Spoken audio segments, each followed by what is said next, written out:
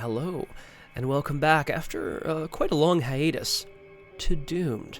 Not so solo playthroughs through Arkham Horror the card game with a focus on roleplay and storytelling. My name is Scott. It's been a hot second since we've been here on Doomed. Last time we watched Silas Marsh take on the Innsmouth conspiracy. The sexy sailor did his best to be blessed, and in the end, well, if you want to find out, if you weren't here, you'll have to check out our VODs on the YouTube. But today is not solo playthroughs through Arkham Horror the card game. Today, we have a very special guest here on Doomed, one you probably know quite well, one who dubbed it Twoomed. I'm joined today by the Crosshare. Hello. Hello to you, the Crosshare. How are ya? Well, I had a visit from an old friend yesterday, namely Captain Morgan and his friends, so I'm slightly, let's say, tired. I understand. I was trying to think of something, witty in terms of like that Captain Morgan and the Hangover crew or something, but I'm sure there's a better joke in there. That's pretty much it. Okay. But feeling better and excited to get back into business. Yes, business it is. And here we are for the business. We've got a few folks in chat. Hello to Aragwen. Hello to Blanky Cat as well. It's all cool. If you want to stick around and chat with us while we're playing our brand new mini campaign, our fan campaign here today, you can. Otherwise, this will be going up on YouTube as well as VODs. I try to post them within the week following, and sometimes I'm slightly less successful than other times. Yeah, Crosshair, is our track record getting better on Twoomed or not? Like, I'm trying to remember how we've been doing, generally. Well, it's always a good story.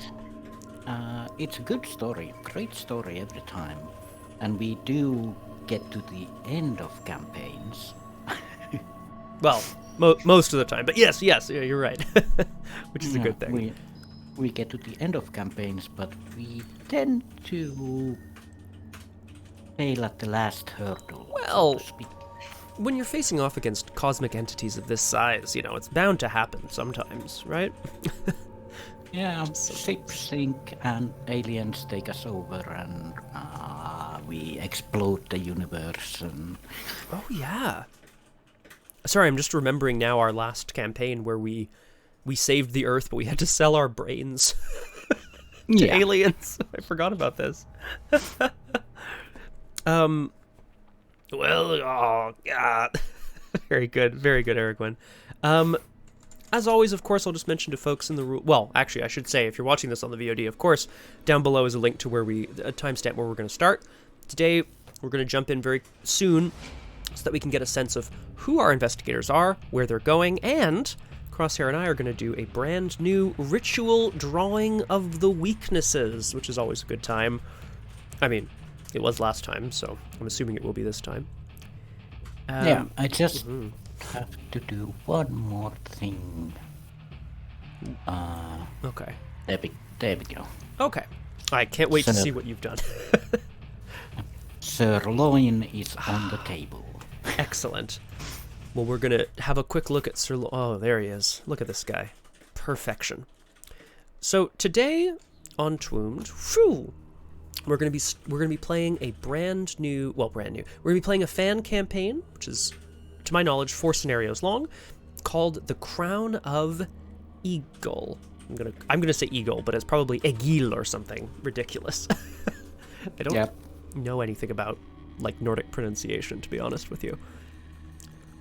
And even if I'm Nordic, I don't know much about Icelandic pronunciation. Right. That's a good point too. Is that there's definitely a lot of subdivisions within that massive category. That's a good point. However, I think before we jump into the scenario itself, Crosshair, we should introduce ourselves, who we're going to be playing, and then do a little ritualistic drawing of the weaknesses, and then we'll see what our scenario entails. Today, and for the following few weeks, I'm going to be bringing to you Harvey Walters, the Professor. I'm just going to read his little bit on the back here so we can get some context. Professor Walters began as a devotee of the archaic and obscure, but over the years he has developed his knowledge of ancient languages, profane rituals, and profane relics and strange rituals is vital to addressing dangers in the modern day. He's both an avid collector of prehistoric ephemera and a fount of knowledge regarding the bizarre primordial religions that worshipped nightmarish gods eons ago. There is perhaps no sane person alive who knows more about the occult than Harvey. When a supernatural event occurs, Professor Walters brings his considerable resources and experience to bear. Professor Walters is, he studies, as it says here, ancient languages, ancient civilizations, ancient cults, exotic, strange, esoteric artifacts. He is a professor at Miskatonic University, and as we will be seeing soon, he's been asked to put together an expedition, which we will be seeing a bit more of soon. The only other thing I want to mention is that one of the cards I took at deck creation, which I think is just a very funny term here, it says forced learning, which I take it to mean that, like, rather than he's being forced to learn, it's that his learning in his life was sort of forced upon him. You know, Harvey Walters was born to seek out the truth. Mechanically, it gives me more cards in my deck, and during each upkeep phase, instead of drawing a card, draw 2 and discard 1. So that's kind of a filtered draw of sorts, I guess. It's odd. It's going to be very odd. Anyway, that's me. 50 card deck. It's too much, eh? It's just wild. On the other side, because it's an expedition, we had to bring in an old classic. It's Leo. Leo, hello. The cultist killing machine and an expedition leader. It certainly makes sense. We've seen Leo before. He's the guy with the dynamite and the gun. He was, last seen during the Forgotten Age, arriving in the jungles of Mexico to assist Ursula Downs with, if you'll correct me if I'm wrong, Crosshair, destroying ancient temples? And that was one, and running around the jungle with a Flammenwaffe. Yep, that's right. I remember that. Good times. And his future will be to turn into, I think, an alien also. Oh, yeah, that's true. I think that's what happened to us in that campaign. Yeah, that's the second time that we've been turned into aliens. Huh. You'd think there'd be a lot less of that in Arkham, but apparently that's just what we seek out. I don't know. And yeah, unlike Harvey Walters here, Leo is all about the being geared up and getting the job done. Mm-hmm. So basically keeping Harvey alive. Hey, if I have a dedicated protector, I'll take it, you know? And I have in the thick of it, as I always do, because I like the starting experience, and also geared up, which means that my starting round will always be, let's say, interesting. Yeah, I think this is a very interesting card. You're absolutely correct. Interesting is the right word for sure. When the first term of the game begins, play any number of item assets from your hand, reducing the cost of each by 1. During this term, you have 3 fewer actions to take, which is interesting wording, because investigators normally have 3 actions. So it could say you have no actions to take, but if you had a way of getting a 4th action through any means, then you would be allowed to take it. That's fine. Like, that's no problem. Yeah, but and before that event starts, Leo can play a ally asset at 1 reduced cost also. Very, very true. Should be a good start. Well, maybe. The hope is that we get lots of things out that you've been bringing on the boat to wherever we're going, which of course we'll get to in a moment. But first, I think it's time to head over here. Now, this odd assortment of cards, I'm quite pleased with. It's very satisfying to me for some reason, despite there kind of being a little offset. These are all of the basic weaknesses that we've pulled over the years, not in the standalone scenarios, but in the campaigns. The sort of bottom row are all of mine because I've played a number of solo campaigns, and then the ones on top were the ones pulled by the Crosshairs characters.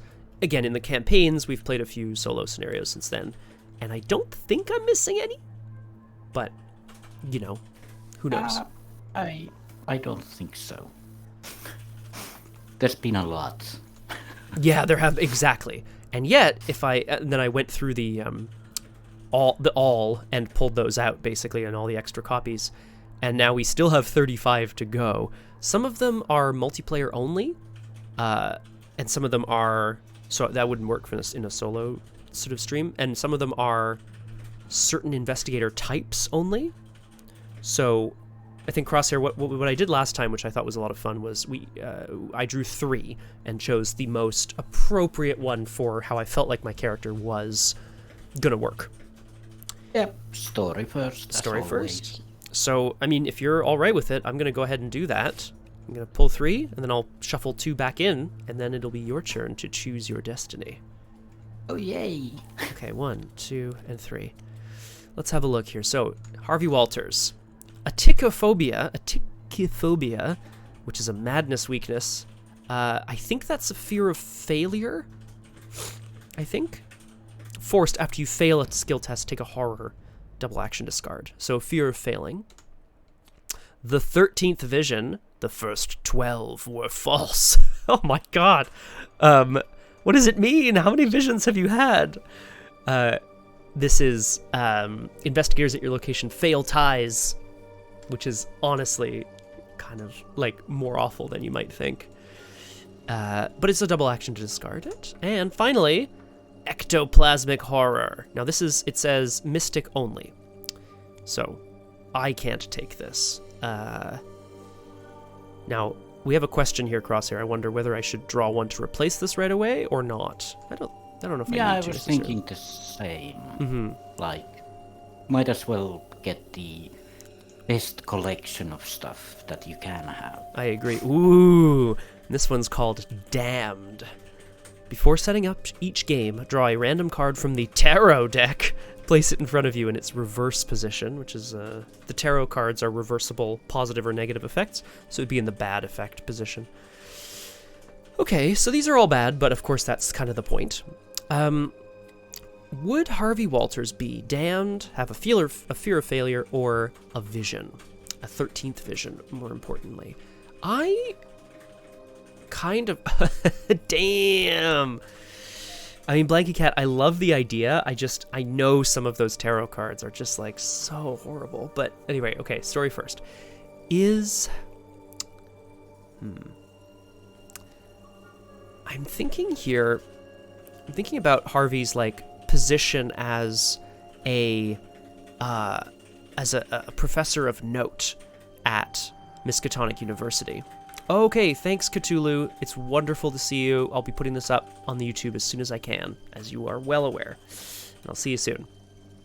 Later. I'm just thinking... Yeah, I'm thinking my most interesting one maybe might be this atichiophobia. Harvey...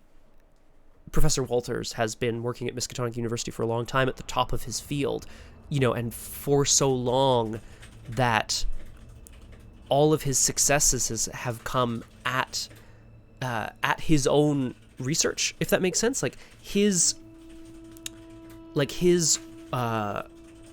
work and his successes have to do with how much work he's put into his job.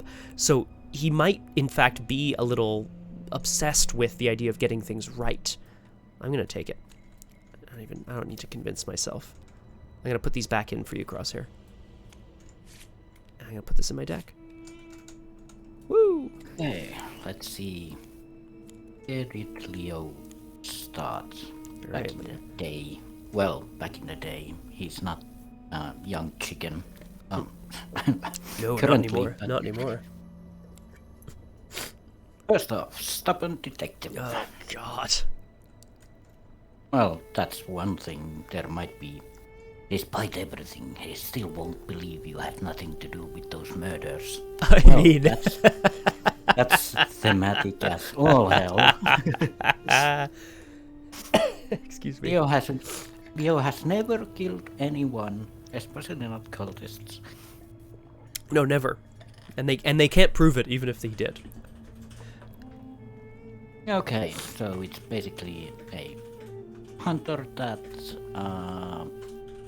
clears out Leo's text box. Subscriber.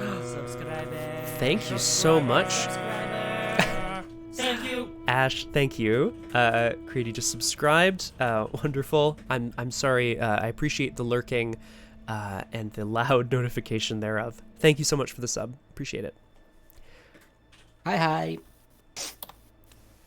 Ooh.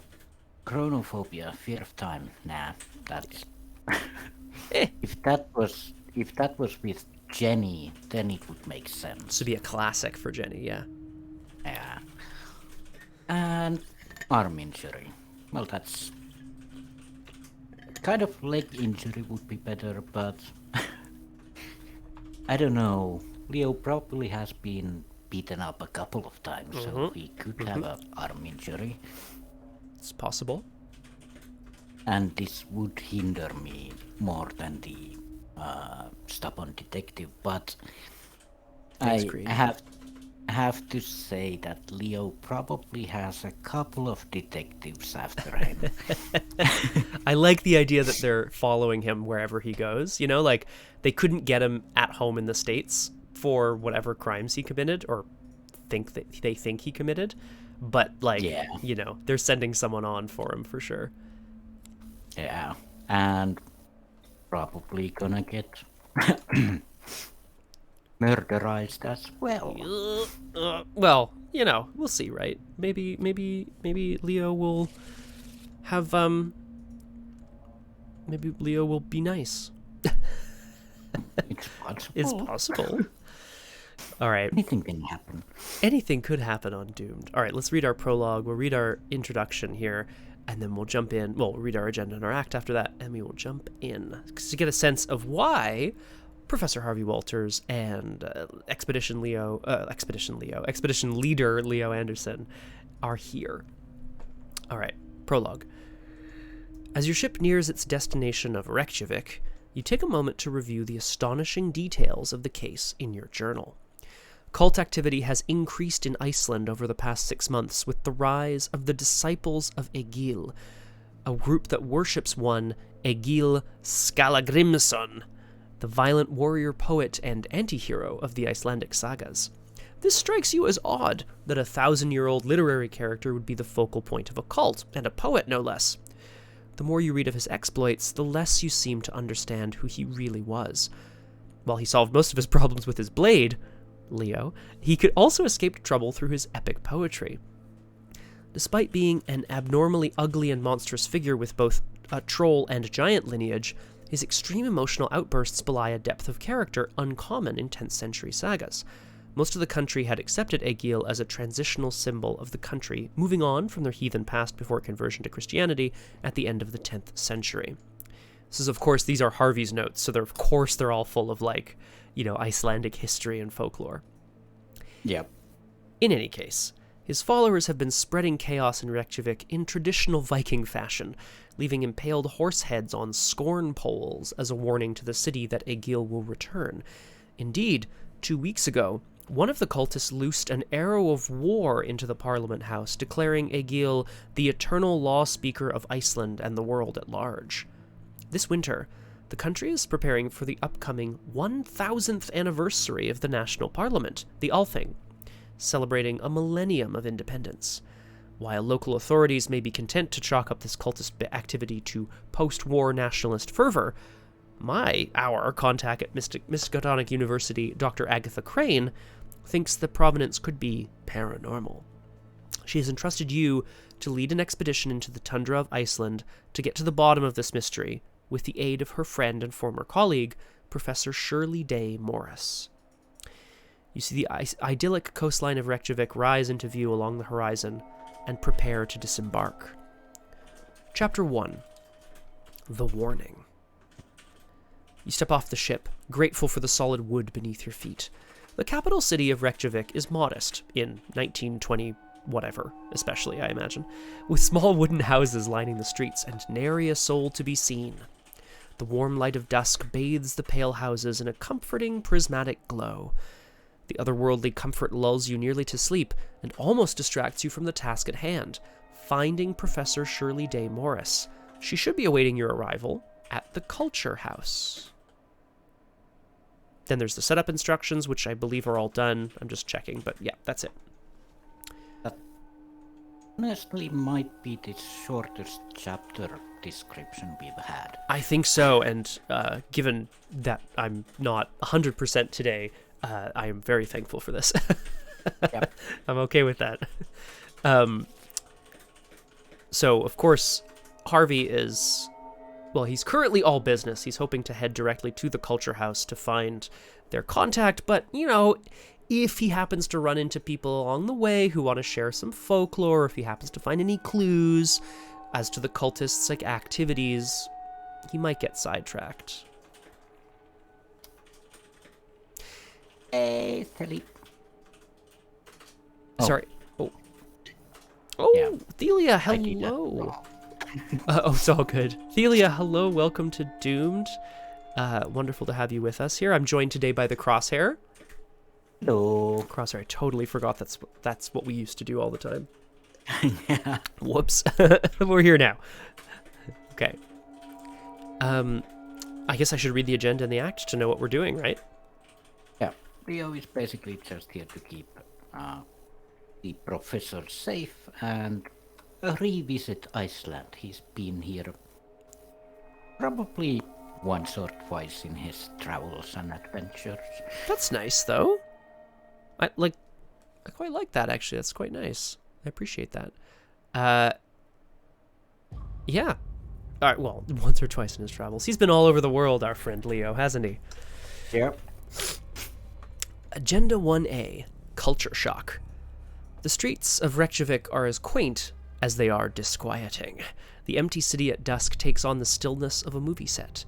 Perhaps the citizens are wary of the recent outbursts of violence, or perhaps they're wary of you? It says each berserker enemy gains aloof, which is like, I mean, that doesn't bode well. Berserkers! At the end of the enemy phase, each berserker deals its horror to each investigator at its location. So, aloof or no, if we're at a location with a berserker, at the end of the enemy phase, they deal their horror value, whatever that is. And it's only 4 doom, which also feels a little light. Yeah. But there you go. Act 1A, In Plain Sight. Dr. Crane has informed her counterpart, Professor Shirley Day Morris, of your arrival. You should investigate the evidence of cult activity downtown and share your findings with her at the Culture House. Objective: only investigators in the Culture House may spend the requisite number of clues, which is 8, as a group to advance. That's also a pretty high threshold, I think, but the hope is that Harvey and Leo can gather enough evidence to be able to turn that in to the professor in due time.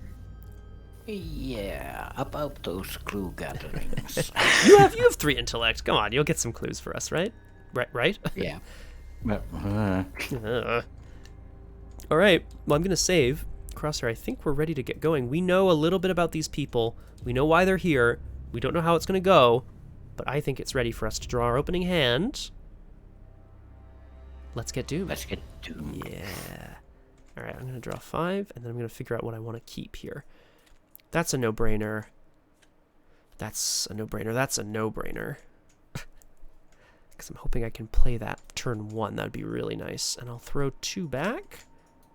Okay, well, it's a little lame, but that's all right.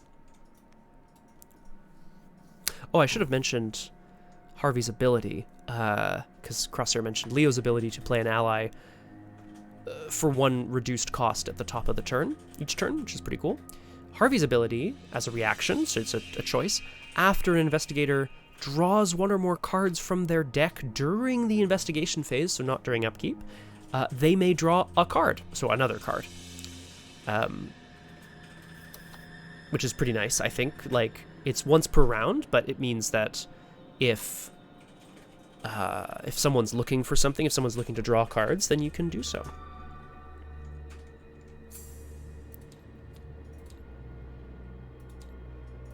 Huh. Anything interesting, Crosshair? Yeah, let's just see. There's a question about the new asset styles, which are customizable. Yes. Well, it's a bit of a spoiler on my items, but the cards don't update the new cost. No, unfortunately not. The they do on Arkham DB, which is awesome. Like they actually coded Arkham DB to add the text that your upgrades put on the card, but it doesn't do it here in the game, unfortunately. Yeah, I just have to remember to keep track of that. Yes, like all the extra abilities that you might have. Yes, so I'll mention to folks in the chat, the new Arkham expansion has added a new kind of keyword, customizable, which is a series of cards that, when you take them at level 0, do a thing. They might not be the most exciting, but they do a thing. You can upgrade them directly using their little upgrade sheet. This feels very, I don't know, it feels like a sort of pen and paper RPG to me, or something, like a board game, where you can upgrade your cards by spending XP. You can spend up to 10 XP on customizable cards. Each XP marks a box. I'm just using crosshairs as an example here. And then once all the boxes for that line are filled, you gain that ability on all copies of that card. Each 2 boxes marked makes the card level, increases its level. So some investigators can't take cards that are over a certain level, whatever. It's all very minutiae-y. But like, for example, Crosshair's Hunter's armor here has had 1 XP spent on it already, which is cool. And so therefore we could put another 9 XP into it to do more stuff to it. Oh, that's a lot, so maybe not. Yeah. Excuse me. Also, the other card has 2 XP spent on it, but we'll get to that later. Very true. If you'll allow me to go first, Crosshair, I will reveal the location and so on, but I have the possibility of helping Leo out a little bit. Well, you're the lead investigator. Of course, Harvey is the lead investigator. I should have known. So we start here at the harbor to the west.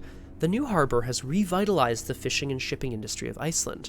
Usually bustling, the waterfront is quiet today, and the sea is still. Oh man, it doesn't auto-spawn clues? Lame. Actually, I'm gonna just set up a little pair. There we go. Only a handful of dock workers can be seen loading and unloading their ships. They seem to ignore you completely. 2 shroud, 2 clues. There's an action here. It says Saga. Okay. Test agility 6 to eavesdrop on the dock workers. If you succeed, remember you know where the silver is. And what? And remove a 0 token from the chaos bag for the remainder of the campaign. That's one of the good tokens. But we will never, ever This succeed. is correct. You actually make a really good point. Neither of us is passing an agility 6 test anytime. Yeah, Leo has 1 and Harvey has 2. So Yeah, no, I think that's pretty much that. So Harvey is going to start here. He's not going to, well, perhaps he sees the opportunity to eavesdrop on some dock workers, but of course he's an old man. He's clunky. They hear him coming. But he strikes up a friendly conversation in as much Icelandic as he knows. The dock workers seem relatively happy to take a smoke break with the professor and tell him everything they know. My first action is going to be to investigate the dock. I have 5 intellect. I'm going to commit deduction to go to 6. 6 to 2. Which will hopefully get me both clues. Is this the right thing to do? Yeah, it is. Yeah. Pow! Great, done. 2 clues. I will take them both. Because I've cleared this location of clues, I'm going to crack the case here. Crack the case. Harvey is immediately understanding of the fact that the common folks here in Reykjavik don't want to talk about the cultists. Not that they're all in on it, of course. He just gets the sense that everybody is incredibly paranoid of what they might do next. Crosshair, I will give you 2 resources. If you want them. If you I'll want them take both. 'em. Yep, great. I think I can. I have enough for what I'm gonna do, but I might need more. Okay. Well, unfortunately that's all I got at this moment in time. But it's a thing. Yeah, any number of items in geared up is the key here. Yes. Yes. Very much so. Very much so. My next action, Harvey brought with him something that he felt is kind of the key to this. It's a tome of lore that he's been holding on to for many years. It is, in fact, a tome of lore about Icelandic sagas. He has yet to sort of fully translate it, though. This is the Forbidden Tome, so he's going to spend some time working on it. 5 secrets. I'm going to be doing this a lot through the game, so my apologies. Action, exhaust it, spend a secret, draw a card. If you have 10 or more cards in hand, and there are no secrets on Forbidden Tome, you may discard it to record that you have translated the tome. So I will last action exhaust, and draw not 1 but 2 cards because of Harvey's ability. And that's me. Yeah, that limit once per round, does it mean that since you use it, I can't use it? Correct. I figured that you weren't going to be drawing. I'm pretty sure. I might be wrong, but we'll see. Yeah, I won't be drawing for a while, I think. Interesting. Okay. So Harvey's hard at work trying to translate his Forbidden Tome of Icelandic lore. So yeah, before I even start, I'm gonna tell a story. As Leo, before even stepping off the boat, starts gearing up, going through his stuff, and he's kind of annoyed that he can't find something of his that he thought he had.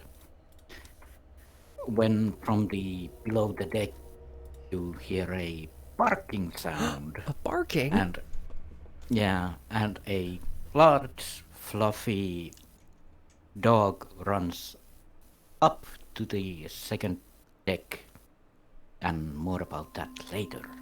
Okay. But let's begin with spending 1 resource for a backpack. So Leo is going through his backpack of stuff. And I'm just gonna search 6 cards. You're absolutely right. Items or supplies. Any good expedition leader knows you only have so many hands. You got to carry all your heavy stuff on your back. It's the strongest part of the body.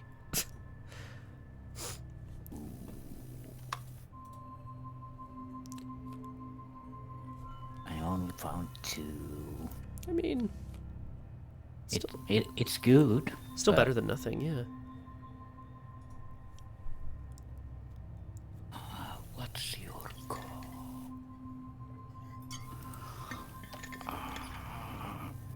Okay. So, any number of items. Cool. Oh, before I played the backpack, I should have played the Yes, fluff right, ball. yeah, first, before your turn begins, you're right, yeah. Or when your turn begins, I think. So, yeah. That's cool. The... Doggo! Leo has a affinity for dogs, let's say. Everyone remembers Scruffy. Scruffles. Everyone remembers Scruffy. I mean, Scruffles. Oh, man. But yeah, sled dogs are fun because you can have 4 copies of them. You can exhaust X sled dogs and move X times, or you can exhaust them and get X fight for an attack. So it's a moving combat type of fluff ball. Yeah, exactly. It's a big fluff ball of death, or as you know, there's a big sledge that Leo's on the back of, mushing his sled dog team around Reykjavik, which is the best thing I've seen all day. Yeah, and between its teeth, it has the thing that Between Leo its was teeth. for, God. Okay. which is an ancient runic axe. Ooh. There it is. My God. When in Iceland, you never know when you might need an axe. It even looks like, yeah, runic and awesome. It looks like, I don't know, Kratos' axe or something. Those go there, and let's see, what was the... Pretty good. Cool. But sadly, that was 3 actions. It's true. For no, well, not for no actions, but, you know, yeah, that's no bad thing. That's a good setup. And then I lose 3 actions. Correct. A doggo, a backpack, and a big axe, which is no bad thing. And then Leo steps off the boat with a backpack, axe, and a dog. To the amazement, perhaps, of some locals. I think so, yeah. I think very much so. Let's go to, then, there are no enemies on the board, so we go to upkeep, where we ready our cards, draw a card, gain a resource. I, in fact, draw 2 and discard 1, which is a bit lame, but that's okay.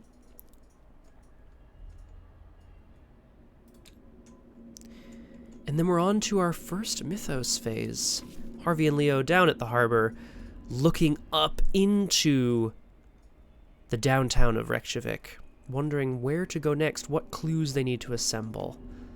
Are we feeling ready to draw our mythos cards here? No. Okay. Oh, well, we could skip it the first round. No, I'm drawing one. Here we go. Ah!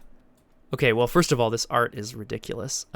My little friend I lulled to rest, but outside a face looms at the window. This is Bium Bium Babalo, which is horrific. I love the art on this.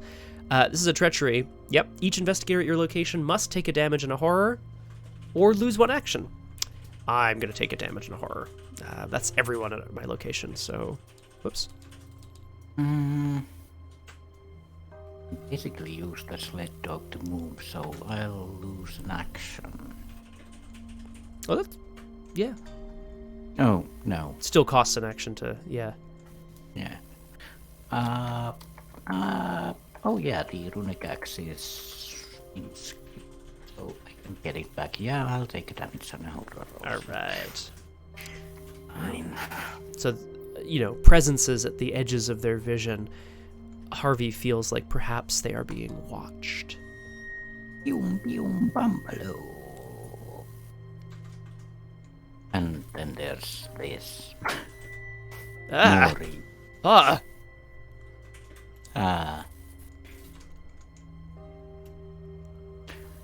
So, yeah, while there's something creeping in the windows, there's also a geist. Well, I guess that's maybe the thing that was creeping in the window, right? Yeah. The young man stood still, a pool of water gathering at his feet, the smell of seawater and death filling the air. Yikes. Mori can't be damaged by spell. Mori cannot be damaged except by spell, relic, or encounter cards. Which is their way of saying you can't shoot a ghost. Which is fine. Yeah. Or you can't punch a ghost either. Unfortunate for the geist, though, the runic axe is a relic. Now that's some spicy tech, Crosshair. Unbelievable. Unbelievable. It also has a parlay option, but we'll see how it goes. How does your axe work? May I read this axe here? Yeah. I feel like this is useful. It's customizable because you can, you know, Leo can unlock its powers with time. So it uses 4 charges. Replenish one of these charges at the start of each round, so at the end of upkeep or at the beginning of mythos, okay? Action fight, you get +1 combat. Before this attack, you may spend any number of charges to imbue the axe with that many different inscriptions. Okay, so, and then there are 2 inscriptions here, plus maybe more on your sheet. yeah, Okay. there's one that's... If this attack defeats an enemy, choose 1, draw 1 card, heal 1 damage, or heal 1 horror. Okay, and it replenishes 1 charge per round, so even if you spend, I'm just trying to think of this for myself, like even if you spend 2 charges on 2 different inscriptions, you'll get 1 back the next round and 1 after that. That's not, okay, cool. That's really interesting. Yeah, it basically doesn't run out of charges. That's good. No, it's true. If you needed to use a bunch in 1 turn, then it depletes its magic that it needs to recharge. Yeah. Yeah. Very cool. Okay, cool. Well, Mori is not going to have a good time, I don't think. Yeah, it's gonna be a bad time to be a geist. Well, I leave it to you whether you want to go first because you have the enemy or not. You can go. All right. I'll be fine. Do you... It's no cult. Oh, yeah. it's no cultist, just a ghost. Slice. Well, I plan on moving on, so hopefully, hopefully I won't, I don't know, not leave you behind, but, whatever.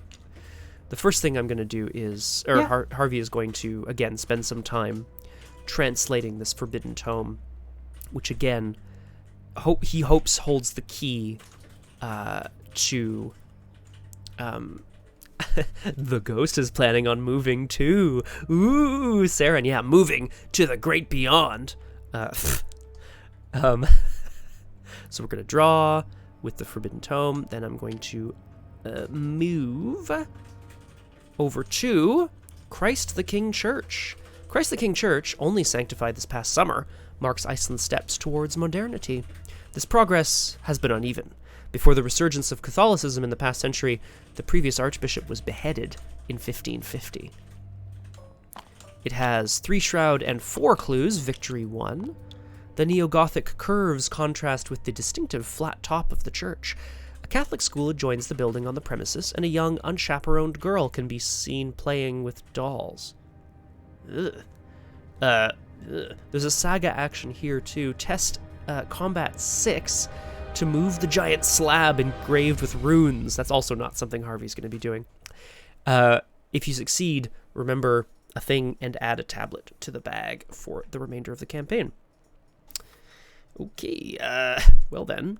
Well, good times. I'm here, and I think the last thing I'm going to do is...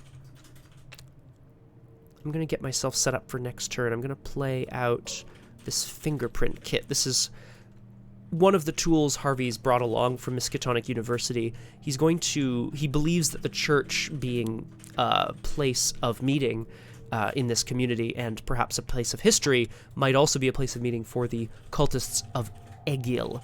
And so he's going to search here first. But that's my turn. All right. Well, Leo kind of flips the axe around on its axis, looking at this guy. It's like, you chose the wrong day to come back from the dead. Perfect. He asks you a question, just to get that out of the way. Let me ask you a question. Oh boy. Oh, we're gonna fight, and let's go all in with this. So I'm gonna spend an accuracy charge, a power charge, and a inscription of glory. Yeah. So basically 3 of those, and bring the glowing axe that almost seems like lightning is hitting it from somewhere. Yeah, I was gonna say it. I feel like it's imbued with this runic power. Exactly. Yeah. Yeah. Leo goes Thor for a moment as Nice. he brings this axe down on this Mori of some sort. This hapless ghost. But yeah, that's +2 attack. That means it's 6. Also 7? +1 for the Also +1 for the axe itself. Yeah, exactly. Yeah. So 7 on 2 should be fine. Pow. Very good. And it is. So yeah, no, go away. The axe slices through this mori and it just fades away. Nice. Probably without Whale or two. Into the beyond. Hey, if it works, it works, you know? And the smell of death leaves the dogs. Oh, good. And then your charge of, yeah, you have that inscription of glory. I think that does a thing, yeah. Yeah, just gonna heal the damage with it. 2 more actions. Yeah, wow! Can do anything. I actually can. I'm just thinking... Do I want to do that? Actually, I kind of do... Get it out, so... yeah. Second action. Emergency cachet. Ah, yes, the cachet, of course. Going to pick up last of his stuff from the boat. It's gonna be one of those days. Ghosts and cultists, my god. Perfect. Yeah. Best get geared up, because... Ooh, yes, sir. Leo walks back out of the boat with his also kind of runic hunter's armor. Basically shining around him in a bit of an ethereal way, because it's also inscripted and it's takes up an arcane slot instead of a body slot. Great. Good stuff. Nice. That works. And that was my third action. So, Geared up indeed. So we move again to upkeep, where we draw cards and gain resources and ready our cards. I have to discard a card from my hand. I'm going to... I'm going to discard that one. Alright, and we move again back into Mythos. Harvey is looking to start investigating the church, while Leo is just wiping ectoplasmic goop from his axe, or maybe not. You know, maybe he's just preparing himself to come into town. That's what I'm here for. I also noticed that you're not reading the names of the places that are in the small text. You know what? You're correct. I'd like to say it's because I didn't see it, but you're right. I just didn't want to attempt to pronounce Landakotskakirka on stream. Yeah, that's pretty much it. Oh, But nice, nailed it. Would you like to read the Parliament House? I do not. Neither do I. Oh, but it's on the Something flavor funny. text too. Oh god. Why did I decide to do this, Crosshare?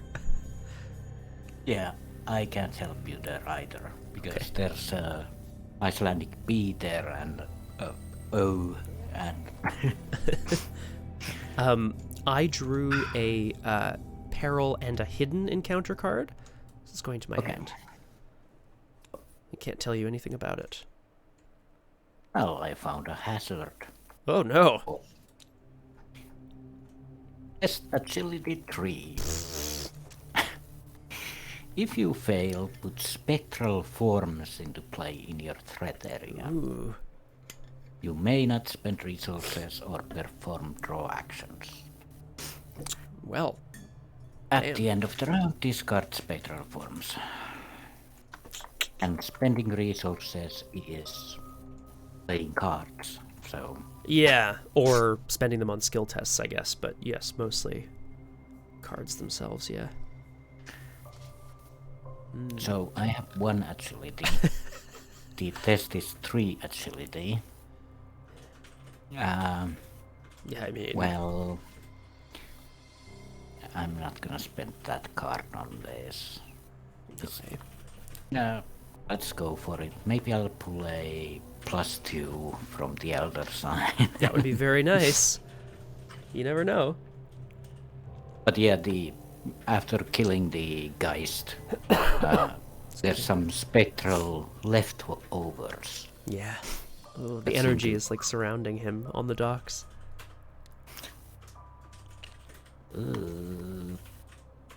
-X. X is the number of successfully completed saga actions, which is 0. Okay. But I still fail. Too bad. So, Not spending resources or performing draw actions, which is kind of fine. yeah, I mean, there's more to explore, and I'm sure there's stuff to do. Oh, your axe would have gotten a charge as well, I should mention. Oh yeah. Woo! Oopsie. This is cool. Oh, and... Oh. Oh, no. Never mind. Oh. That's at the start of my... The start of your turn. Yeah. Yeah. Okay. Well, in that case, I am going to, I will get going on my side here. Can I do anything with this? Nope. Oops. Let's, what am I doing here? I'm gonna spend some more time translating the tome. I really want to get it translated, you know, because otherwise, like, what am I even doing here? 1, 2, 3, 4, 5, 6, 7, 8, 9, 10. Uh-oh, that's too many cards. Well, I'd best do something here. So that was my first action. I spent some time translating the tome. Second action, Harvey is going to pull... Oh, is this going to make sense here? 1, 2, 3, 4, 5, 6, 7, 8. I have to like keep counting cards in my hand here. Yeah, sure. Harvey is going to spend some time overnight investigating this location here at the church. Burning the midnight oil, of course, is, you know, burning the candle at both ends, spending much too much time here at the church, trying to maybe tap into the presence of ghosts, maybe even. I have 5 intellect, so I'm going to go 5 to 3 on this test. A skull -0. I'll take a clue.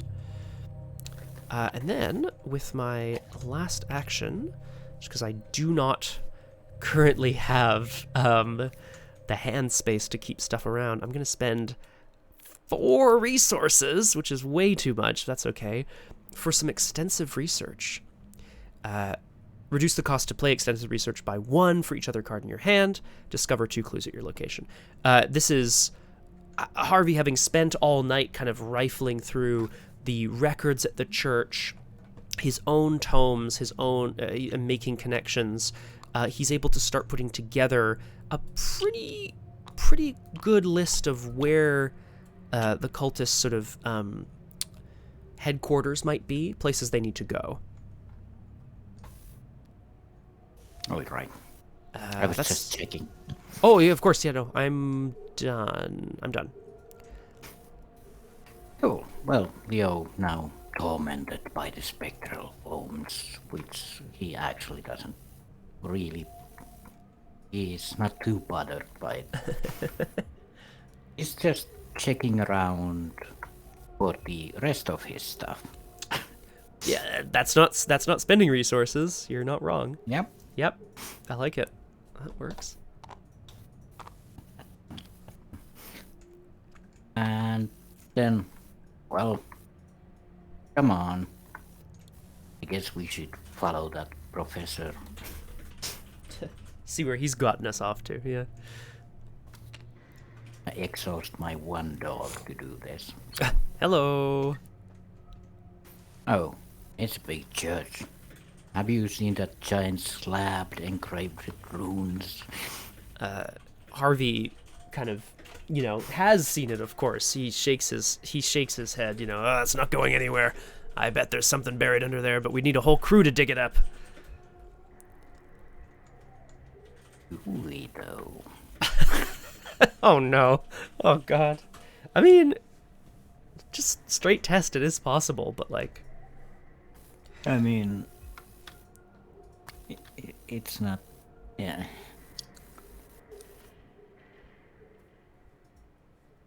Nah. Not this time. Just try and get the last bit of clue I like look around with the professor, like mostly following him around. Like, what does that do? What does that say? What does that do? What does that do? Perfect. So it's 4-on-3 straight up. Oh well. Oh well. That's okay. We'll get the next one as we move again into our upkeep phase here. And we draw cards and gain resources as we need to do. I'll discard that. And we go to our 3rd out of 4 Doom. Crosshair, I'm thinking we'll do our mythos phase and then we'll take a quick break before continuing on. Just to see what refills. Exactly, see what the mythos brings us here at the Christ the King Church. Harvey is still absolutely obsessed with all the records here at the church, and whilst digging through the cellar, he is of course confronted by the ravages of time. The ravages of time, of course, is more of a concept than anything, but both Harvey and Leo know all about what time can do to an old man's body. Test Intellect 4. If you fail, put it into play in your threat area. You cannot take move actions, and then at the end of the round you discard it. Okay, so that's not the... I mean, I wasn't planning on moving right away anyway, so that's okay.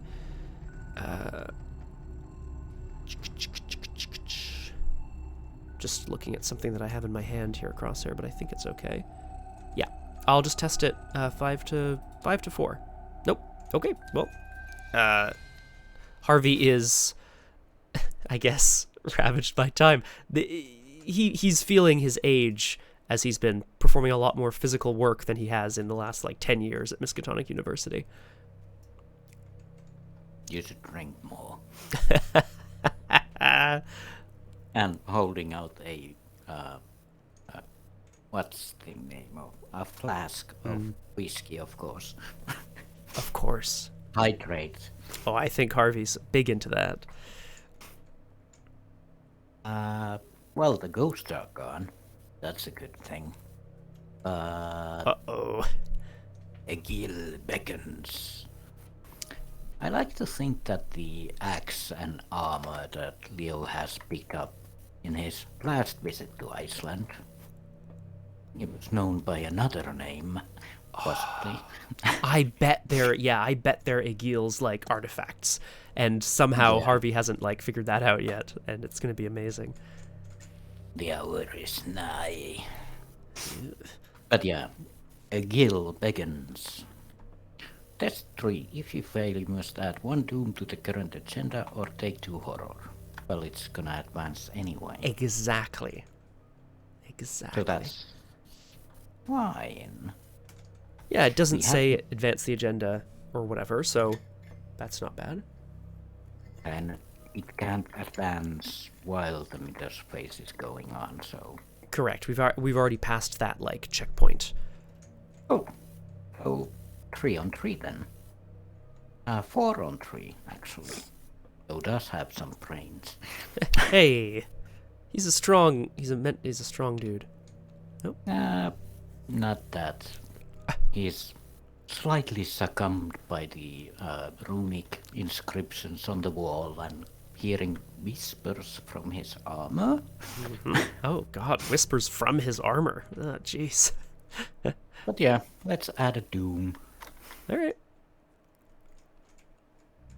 Okay, perfect. And that takes us back to the investigation phase. I think we'll take a quick break here for refills and such, if that's alright with you, of course, Crosshair. And we're going to see where Harvey and Leo... they're going to have to continue into town, although Harvey's age has caught up with him, so he can't move this term anyway. But we'll see kind of where he ends up momentarily. So, thanks for joining us. We're going to be right back on Doomed. And we're back, hopefully with some more exciting music. Hello and welcome back to Doomed, not so solo playthroughs through Arkham Horror, the card game with a focus on roleplay and storytelling. Today's special guest, the Crosshair. Hello. Oh, hello, Crosshair. How goes? almost lost my voice there. Hey, so oh, hey, oh, hey. we're in the same boat. There you go, right? Two old men trying their best. Two old men just trying their best. If I'm not mistaken, we left off. Harvey and Leo were investigating the church. Leo had heard some rumblings and whisperings from his armor, the runes around the place. Yeah, okay. or the axe, or somewhere. Okay. And then Harvey is feeling the ravages of time. He's feeling his age, as he's been doing a lot of investigating. But that brings us back to the investigation phase. I have a question for you, Crosshair, for your player. I can't move this turn. Does Leo have a desire to go to the receding garden or to the Parliament House? I think Leo will be able to run around Reykjavik and check out some places. Mm. I have a card that I kind of want to get out of my hand. Harvey is just dying to let Leo know that there's a shortcut out of here. If the church basement actually has tunnels that connect it to the rest of the city. It says move that investigator to a connecting location. I'm gonna let you move yourself though if you want to. I think we should check the receding gardens. I think so too. Sounds nice. Gurgarbur. The Gurgarbur. Exactly. The park offers a shock of peaceful green amidst the grey concrete of the city. It sounds lovely. Trees round for clues. The garden spread out peacefully under a few dozen Swedish white beams. The bird songs you hear are unfamiliar to you. So basically, it's a garden with birds. Yeah, it's a park. It's nice. It's a park. Berserkers can't enter, and they can't spawn there either because they would spawn at a connecting location. That's good. That's like a peaceful place. Yeah, it's maybe gonna be good for Harvey to go there. When he's recovered, of course, from the ravages of time. Yeah. Let's see here. Harvey, first things first. Harvey is going to... I want to investigate. I might need to discard some cards. Or, actually, maybe that's the better way to do this. I'm trying to think of how I want to do this. 2, 3, 4, 5, 6, 7, 8.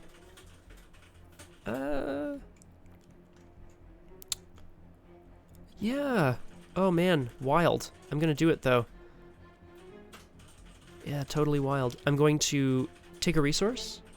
So Harvey is, again, spending some time. Oh man, it's kind of a waste of time, but it's okay. I think I need to get just a little more set up before we can kind of move on.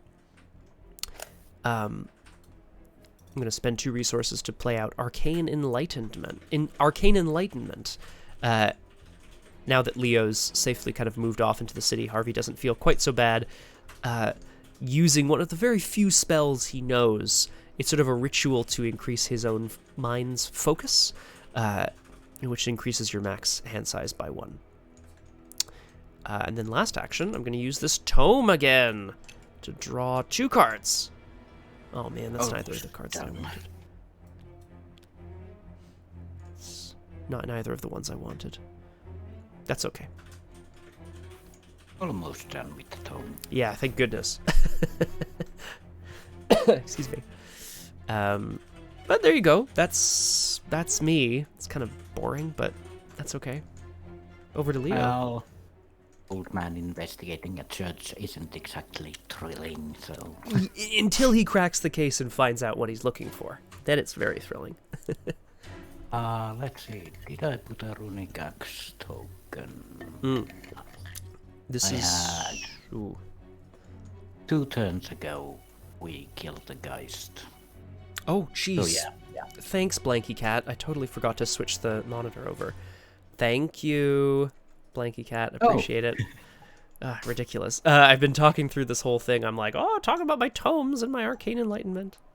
Appreciate it. So basically, people didn't miss anything super special. Yeah, for the people on the VOD who know what I was looking at, well, who now know what I was looking at, Harvey spent some time becoming enlightened, and then he spent some more time with his tome, because instead of actually focusing on his investigation, he's definitely going to try to crack this tome.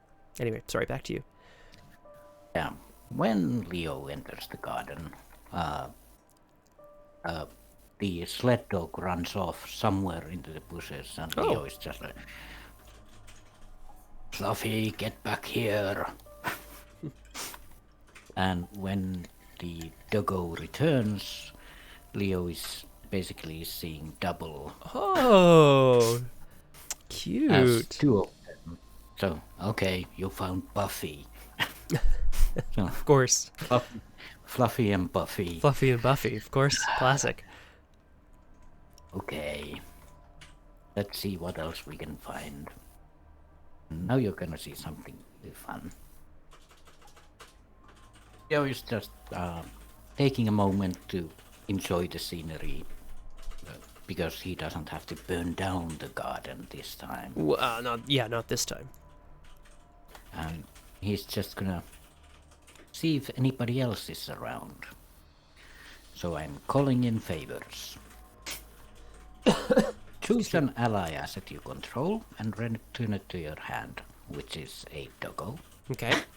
Makes sense. Then I'm gonna search the top 9 cards of my deck for an ally asset and play it, reducing its cost by 3, because 3 is the cost of the doggo. Okay, doggo goes back. I'm gonna search 9 cards for... Come on. Hopefully. There's one I was looking for. And of course I can't find it. Sure. Oh, well. Yeah, classic. But there is Oh, of course, yeah. another sled dog. So there's Fluffy, Buffy, Duffy. Duffy. Sure. Yeah, that's a good one. Oh, God damn it. Okay. Oh. I should have discarded this, sorry. Yeah. Sorry, at the end of my turn, I didn't... I had a secret task here, which was that Harvey was feeling... Despite having told Leo about the shortcut out into the city, he's feeling a little abandoned by the rest of his team. He thinks that the church is the most important place, but they are all taking in the rest of the town. I didn't perform a skill test this turn, so I took a damage and I discarded abandonment. Anyway, no big. Okay, well then, with 2 sled dogs now, or technically 3, but he only needs 2. Excuse me.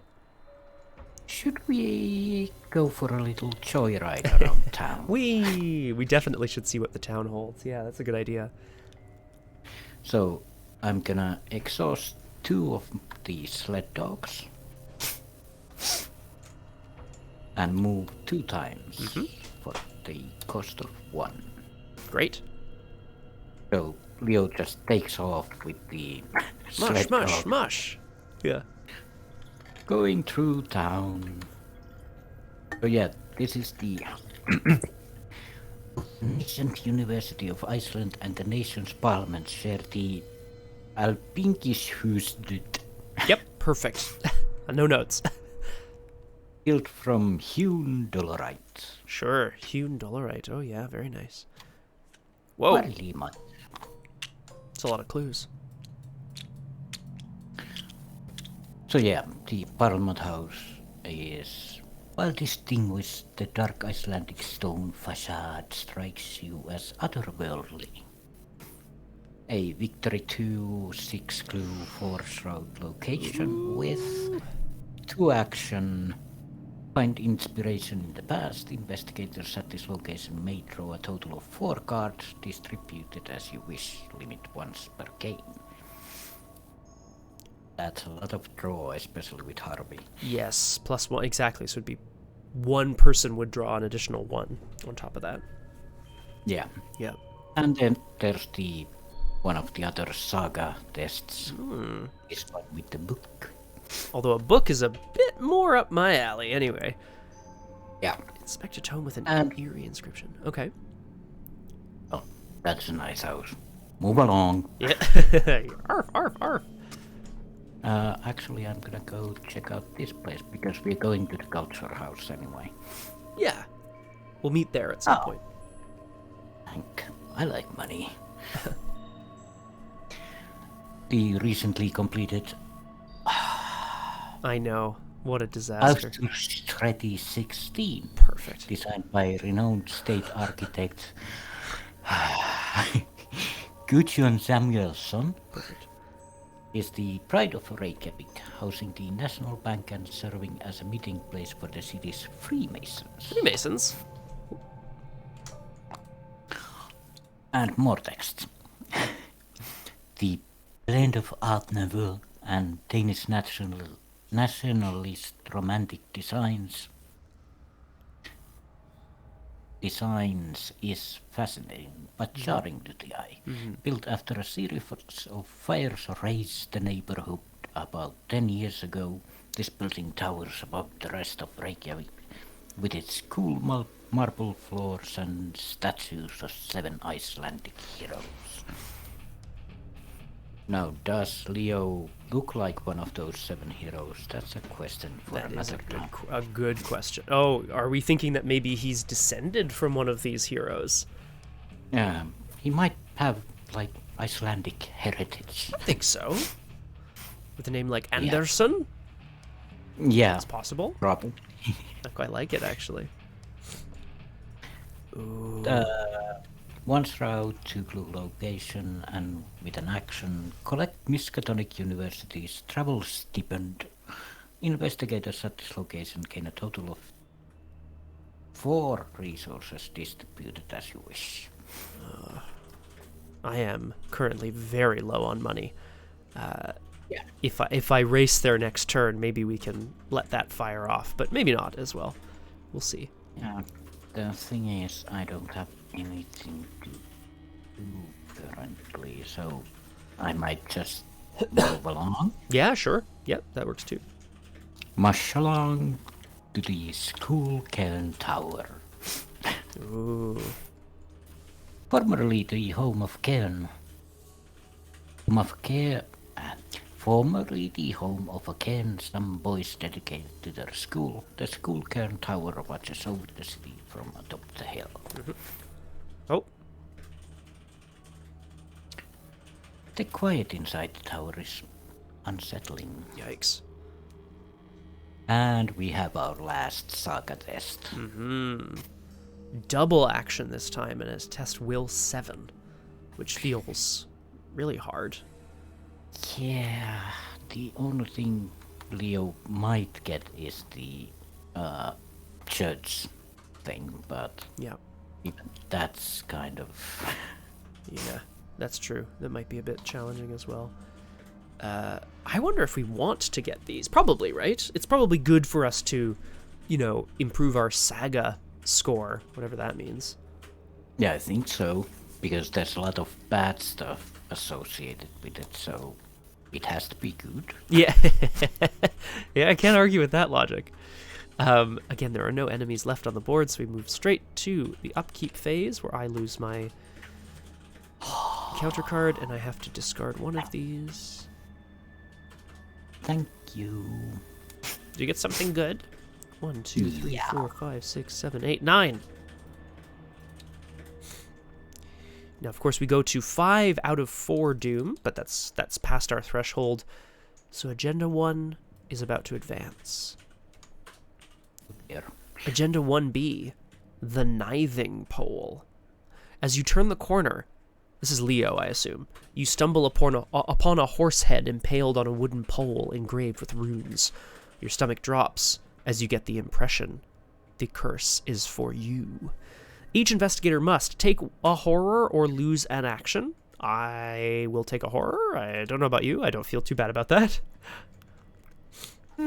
Yeah, horror is fine.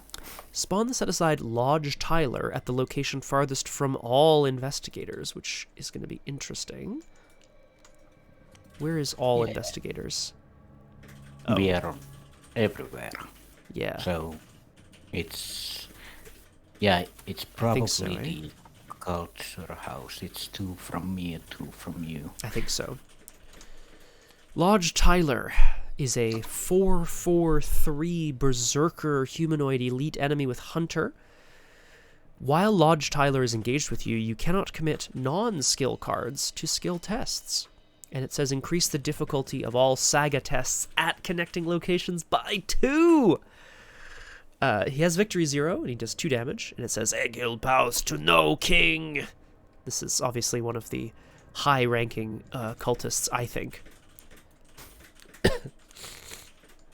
Agenda 2A. The silence grows. The empty streets create an echo that somehow amplifies the silence. By comparison, your footsteps sound like thunderclaps against the pavement. Are you being watched? If a location has no clues and no enemies, reduce the difficulty of that location's saga action by 1. There's also a forced effect here. When a saga action is completed successfully, search the encounter deck and discard pile for a berserker enemy, spawn it at the location farthest from all investigators. The more saga we uncover, the more these berserkers are trying to hunt us. Yeah, Leo feels a presence. Yeah, I bet he does. He basically glows with a bit of a red hue, like, I see it's time for action. Excellent, excellent, excellent. I'm going to draw our first encounter card here. Harvey, I imagine, has also heard the sort of thunderclaps of, but maybe he's just chalking it up to bad weather for now. Oh, maybe not, actually. Do not meddle in our affairs, outsider. Our history is about to come true. This is a berserker has kind of stumbled into the church and set fire into a few things. Put obfuscating the past into play next to the agenda deck. Increase the difficulty of all tests during saga actions by 2. But it only lasts a round. So, Lodge Tyler is going around trying to obscure any evidence that might aid Harvey and Leo, or Harvey in his investigation. Yeah, and at the tower, Leo is like, okay, I'm gonna need some backup, I feel. Uh-oh. But there's of course a minion of Egil here as well, because they're everywhere. Yeah, they sure are. Egil will return upwards in flame. This guy leapt out of the top of the tower that Leo's on right now to attack. Ugh. Yeah, it's a 2-2. A twofer. A twofer, if you will. That's right. Yeah. Hunter humanoid. When minion of Egil attacks you, you may place 1 clue on your location, then cancel that attack. Just gonna add a beep to my runic axe. Because I might need some of those.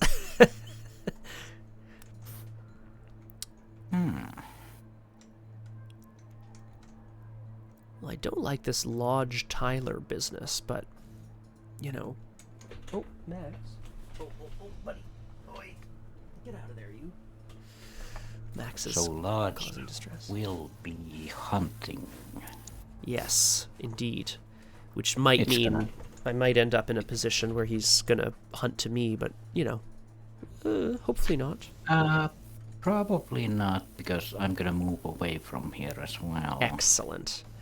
Even better. I'm thinking this Parliament House feels like a great place to keep investigating before we go to the Culture House. I mean, but if you'll... well, I think, yeah, we decided... well, we can always choose the individual order of each round, but I'm happy to go first if you want, or you can... yeah, go for it. Yeah. Got your enemies.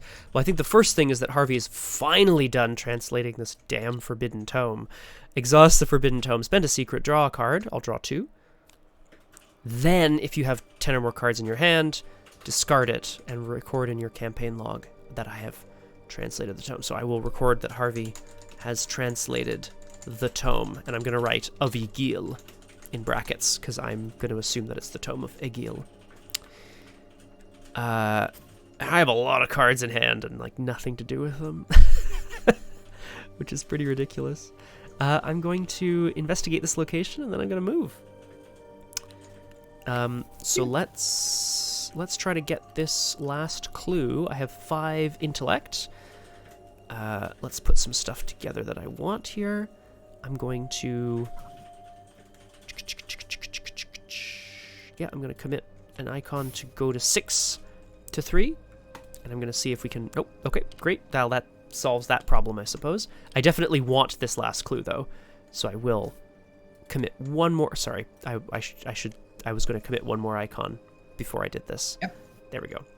I got very excited with my clicking. Harvey is like, you know, he screams Eureka as he's like finally kind of cracked the code of how the ancient Icelandic language works, and he rushes about the church kind of comparing notes from the church with the tome to make sure he's translated it fully, and stumbles upon another clue.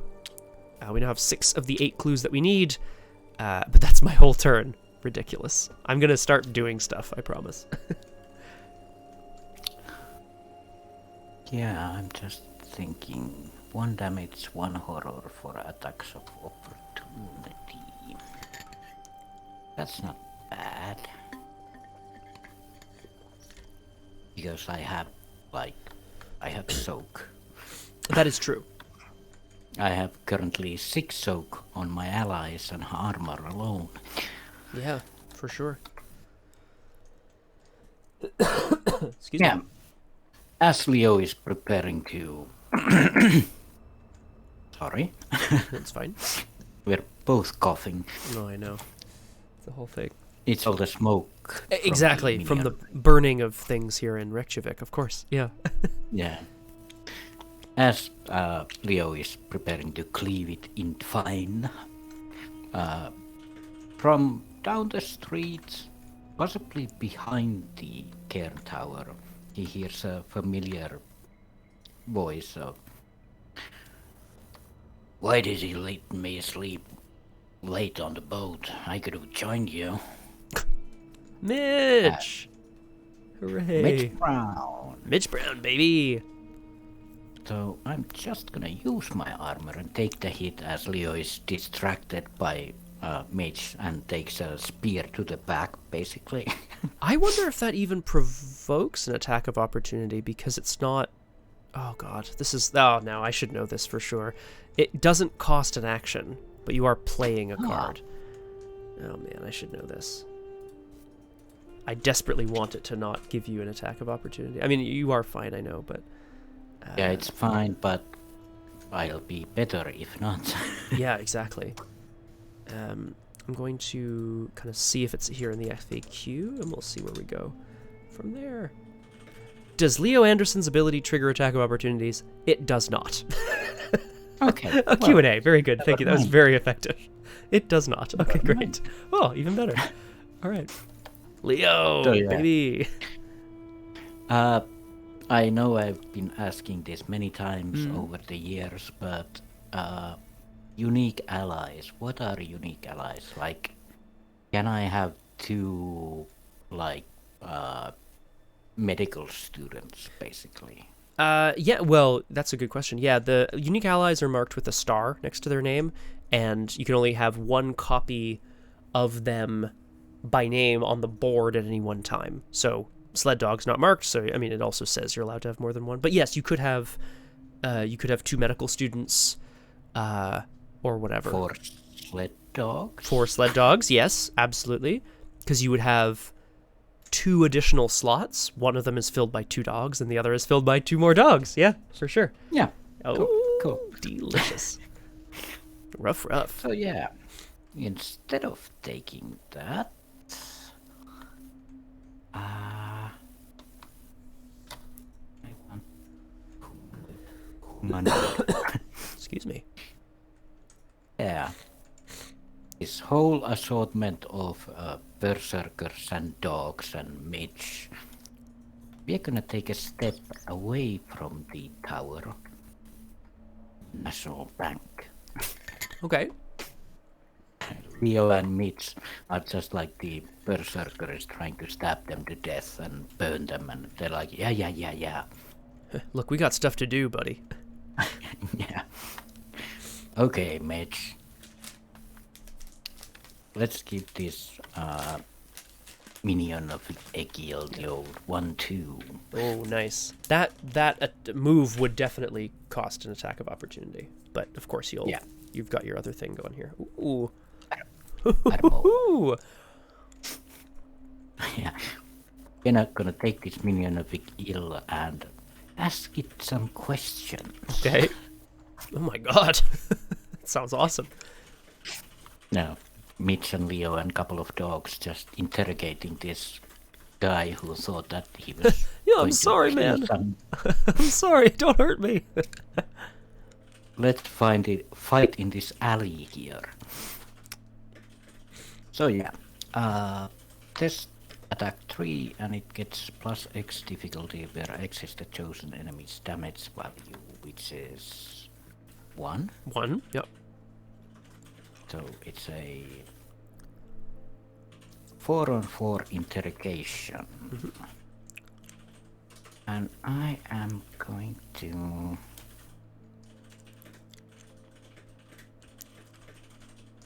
Yeah, I'm gonna commit guard dog into this as well. Oh, hello to you, Audio Gunner. Welcome to Doomed. Happy to have you with us. I am joined today by special guest, the Crosshair. Hello. Hello. Just beating up a cultist here. NBD. Nothing new. NBD. So, yeah, it's a 5-on-4 test. Yeah, Yeah. that has to be it then. Beat So, yeah. away, good sir. Very good, Audio. Very good. Yeah, parlay is an action still. So. Correct, but it doesn't provoke attacks of opportunity. Yeah. But yes, it's... Yeah. That's a hero. Yes. Yes, absolutely. So, by interrogating this cultist, he finds a clue at this location and a connecting location. Any other location? Hey, Yes. clues. That's good. Any other location. So, where do we want less clues? Probably there, yeah, on the Parliament House. Yeah. I'm hoping to clear it off at some point. I don't know if that'll be next turn or soon or whatever, but it's a little extra help. Okay. I did tell you that I'd let you live if you told us where all the evidence of your activity is, but Yeah. I lied. Oh, no, man, don't kill me. Actually, no, he's a berserker. He's probably like, you'll have to, yeah, like, rip my throat out before I talk, or before I stop talking, or whatever, I don't know. Gladly. Oh, boy. So, I want to use Inscription of Glory and Power. So it deals 1 extra damage and I heal or draw Mm-hmm. if I succeed. Seems good. 5-on-2 test. The axe, the axe! Yes, hunger. Boom. Yes, indeed. Hunger. Crunch. Oh, brutal. And the minion of Egil is no more. Well, it's in a pile behind the bank somewhere. Oh my god. He literally asked him a question. Yeah. Oh, jeez. It's true. Then I just heal or draw. I guess I could heal a horror, but also I'm low on cards, so I'm gonna draw. Oh dear. Oh. Well, is this... Is this bad? This feels bad, eh? Yeah, guess who's here? I knew it! I saw you murderize that person in the alley. He literally has been following you around town on his own sledge with dogs, like waiting for you to murder someone. And now he's here. I love it. Oh, crap. Mitch, why? If you haven't done anything wrong, you don't got anything to hide. Damn it, Mitch. Not now. Fine. So Stubborn Detective mechanically treats your investigator as if your text box were blank except for skills. So the Elder Sign is a 0. The reaction ability doesn't exist. You still have 8 health and 6 sanity. You still have your stats. But yeah. for now. And it's gonna deal a damage at the start of turn. But... which is indeed... Well, in the enemy phase, we actually have hunters now on the board as well. Yeah. Look out! Here he comes! I could take... Well, I have to. I think he's coming for you, Leo. Oh, God. Yeah. But upkeep... no, enemy. Yeah. So 3 damage. Thank you. Yeah, So oof, ouch, oof, yeah. While this detective is just pestering Leo like, I saw you murder him. A rather large gentleman steps into the alley as Oh well. my God. Oh boy. Okay, Mitch. Seems we have a party to get to. Woo! 3 damage. How do I want to deal this? Well, 1 I can put on myself. And then I guess 1 on each of these sled dogs. Because there's a rumble. All the stuff happens in the alleyway. Oh yeah, well, this is the big rumble behind the bank now. I don't know why Leo has ended... Well, I know exactly why Leo's ended up with like 2 dogs, a friend, some armor, and an axe, fighting a berserker and a detective in the alley. But this is where we're at, right? Okay, well, we move to upkeep, where we draw the cards that we need, and ooh, that might be useful. Yeah, I'm gonna keep it, and then I have to discard a card, I think. 2, 3, 4, 5, 6, 8, 9, 10. Yes. And unfortunately, I just don't think I'm ever gonna play that.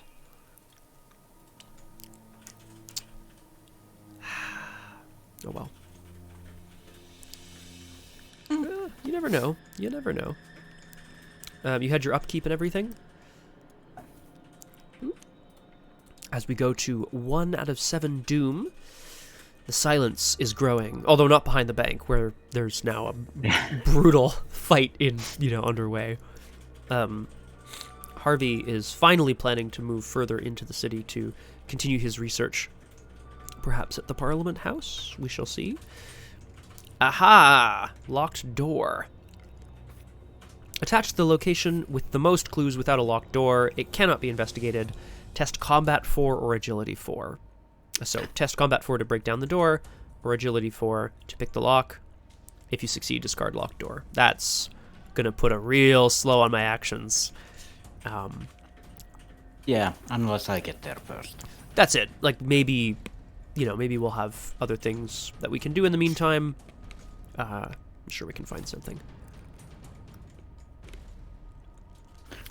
Okay, let's see what else happens behind this bank, because this bank is hopping currently. It's a big alleyway. Yeah. Oh, it's a very big alleyway, I think. Oh, God. Yeah. As the fight continues. Oh, my God. People, you will answer to the Eternal Law Speaker. Oh, my God. So, Leo, are you okay? Another berserker joins, probably after Lodge Tyler. When you fail an attack against Hand of Thorolf, place 1 doom on Hand of Thorolf. Okay. Okay, then. I mean, that is no joke. Yeah, that's... That's just a couple of guys. Yeah. Well, you've got your doggos. You've got your axe, I have- which gets a charge if you haven't already. Oh yeah, But, you know. yeah. I have 3 actions, I have 3 enemies. It's a good point. You know how we do. Yeah, generally. I'm trying to think if I want to... I mean, I could come over and maybe help, but I could also... I think as bad as this looks, I think I got it. Alright, perfect. I think in that case, then, if I get just 2 more clues, I might be able to go and advance the act for us, which... I do have 2 clues also. Ah, but shoot. Yeah, I won't be able to move this turn. that's it. And I'm well, actually, hang on. Could I get this agility test? No, it's not worth trying. It's not really worth trying. Okay. So Harvey is going to you know what I'm going to do actually? I'm just going to move to the culture house because I'm sure there's clues there. Right? Yeah. Like I don't have to pick any up on the way, I'm sure. I'm just going to go 1 2. Harvey's going to go straight to the culture house because he figures Leo's already waiting for him there. Home of the National Museum and the Icelandic Museum of Natural History, the Culture House, as the locals call it, is one of the most beautiful buildings in Reykjavik. There are indeed 3 shroud, 4 clues. While you are in the Culture House, reduce the cost of each tome and relic asset you play by 2. The Culture House serves as the academic center of Reykjavik. Hopefully someone can make sense of the chaos looming outside. Which chaos? The growing silence or the not so silent bank alleyway? Yeah, seriously though. Honestly. I am going to, last action, I'm going to try to get 2 clues here.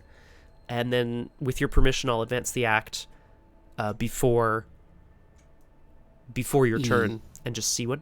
Unless we think it's, worrisome, which is possible. Yeah, I'm just... If it does something to enemies, then I might be in trouble. That's true. We can... Well, let me see. I guess let me see if I get these clues, and then we can discuss whether we want to go for it or not. This takes me to 6 to 3. I'm going to do it. I'm going to use my fingerprint kit here. So Harvey is using the tools from Miskatonic University to interview people at the Culture House and see if he can determine whether any of the Icelandic weapon relics have been tampered with lately. 6 to 3. Perfect. 2 clues. So I have the clues, Crosshair, but I can wait. I can wait till the beginning of the next round. Because we're not in that much of a hurry to advance, and a full turn before or after revealing it might be more useful. Absolutely. Unless, of course, the mythos space screws it over by pulling something, but...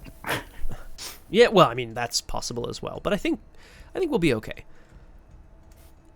Hey, so pass the no turn. attacks of opportunity from Leo's ability. Correct. Cool, because it's not crowded enough in this alleyway. Of course you have... Yeah. Another sled dog runs into the mix, and the fight really begins. Ruff. I mean, this is exciting. Well, Leo just... Oh, sorry, points the detective. Sorry, I forgot about that. That's... Sorry to... Very true. specifically, right? Yeah, that's too bad. True. Does that Yes, that change things big time? would help.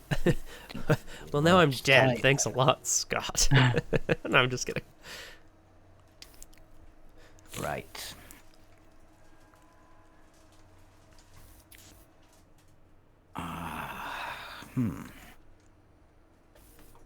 Just probably all of them. Got those doggos as well, which is good. I mean, not 3, I guess, but still. Yeah, if I exhaust one sled dog, I get +1. And it does 1 damage, yeah. Well, yeah. So basically, I should exhaust both of them and attack. the Hand of Thorolf. That could be good. Get rid of him. Or the detective, because then next turn you could play the other dog, potentially. I mean, I leave it to you. Leo knows how to kill cultists best, for sure. Yeah. So yeah, Leo will just mush his dogs along Oh my to god. attack the Hand of Thorolf. Of course. Let's see how they do. So it's a 6 on 4 attack. And yeah, that's about... Let's make it a 7 on 4 attack. Mush. Hey, dogs. Sick. Ah. Second, boys. Nice. There it is. Oh my god. So what do Fluffy and Tufty? I can't remember now. Hand of Thorolf walks into the alleyway like, you will answer to the eternal. Get these dogs off me! As So brutal. Fluffy and Duffy drag the cultist behind a garbage bin, and something happens. Oh my god. Well, that's inspiring. As Leo points his axe towards the stubborn detective, like, now hold on a minute there, boy. What are you planning to do with that axe? Oh, nothing. I'm just gonna show you that it wasn't the murder weapon that you thought. But it will be. But it will be now, yeah. Okay, so...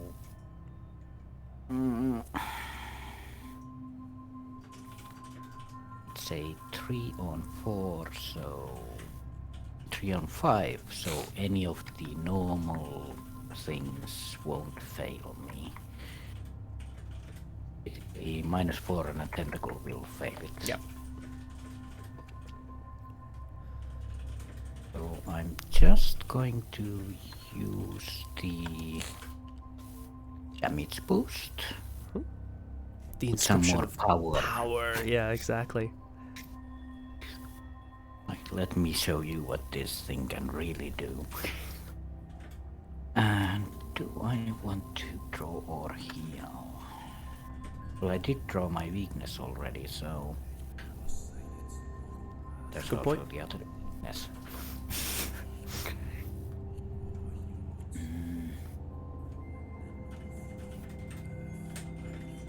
And I'm gonna need the charges. No, I won't. I'm not gonna fight lords with the axe anyway. So yeah, Oh, that sounds exciting. I'm gonna also use the glory and power. Glory and power. Very good. So yeah, 5 on 3 as the axe comes down on the stubborn detective. Ooh. Okay. Well, that's good.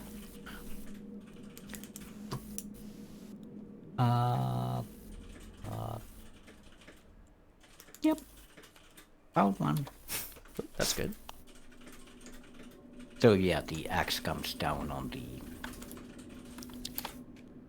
stubborn detective, and well, the stubborn detective ain't so stubborn anymore. Oh my god. Well, let's hope that's the only person they sent after you back from the States. Yeah, we'll see. We'll see about that.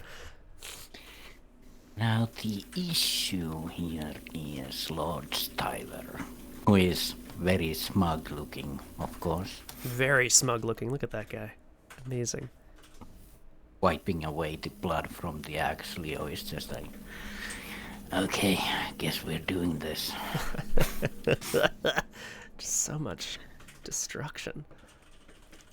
So yeah, Leo is gonna just jump this Lord Styler with his axe, and I'm going to use the +1 damage.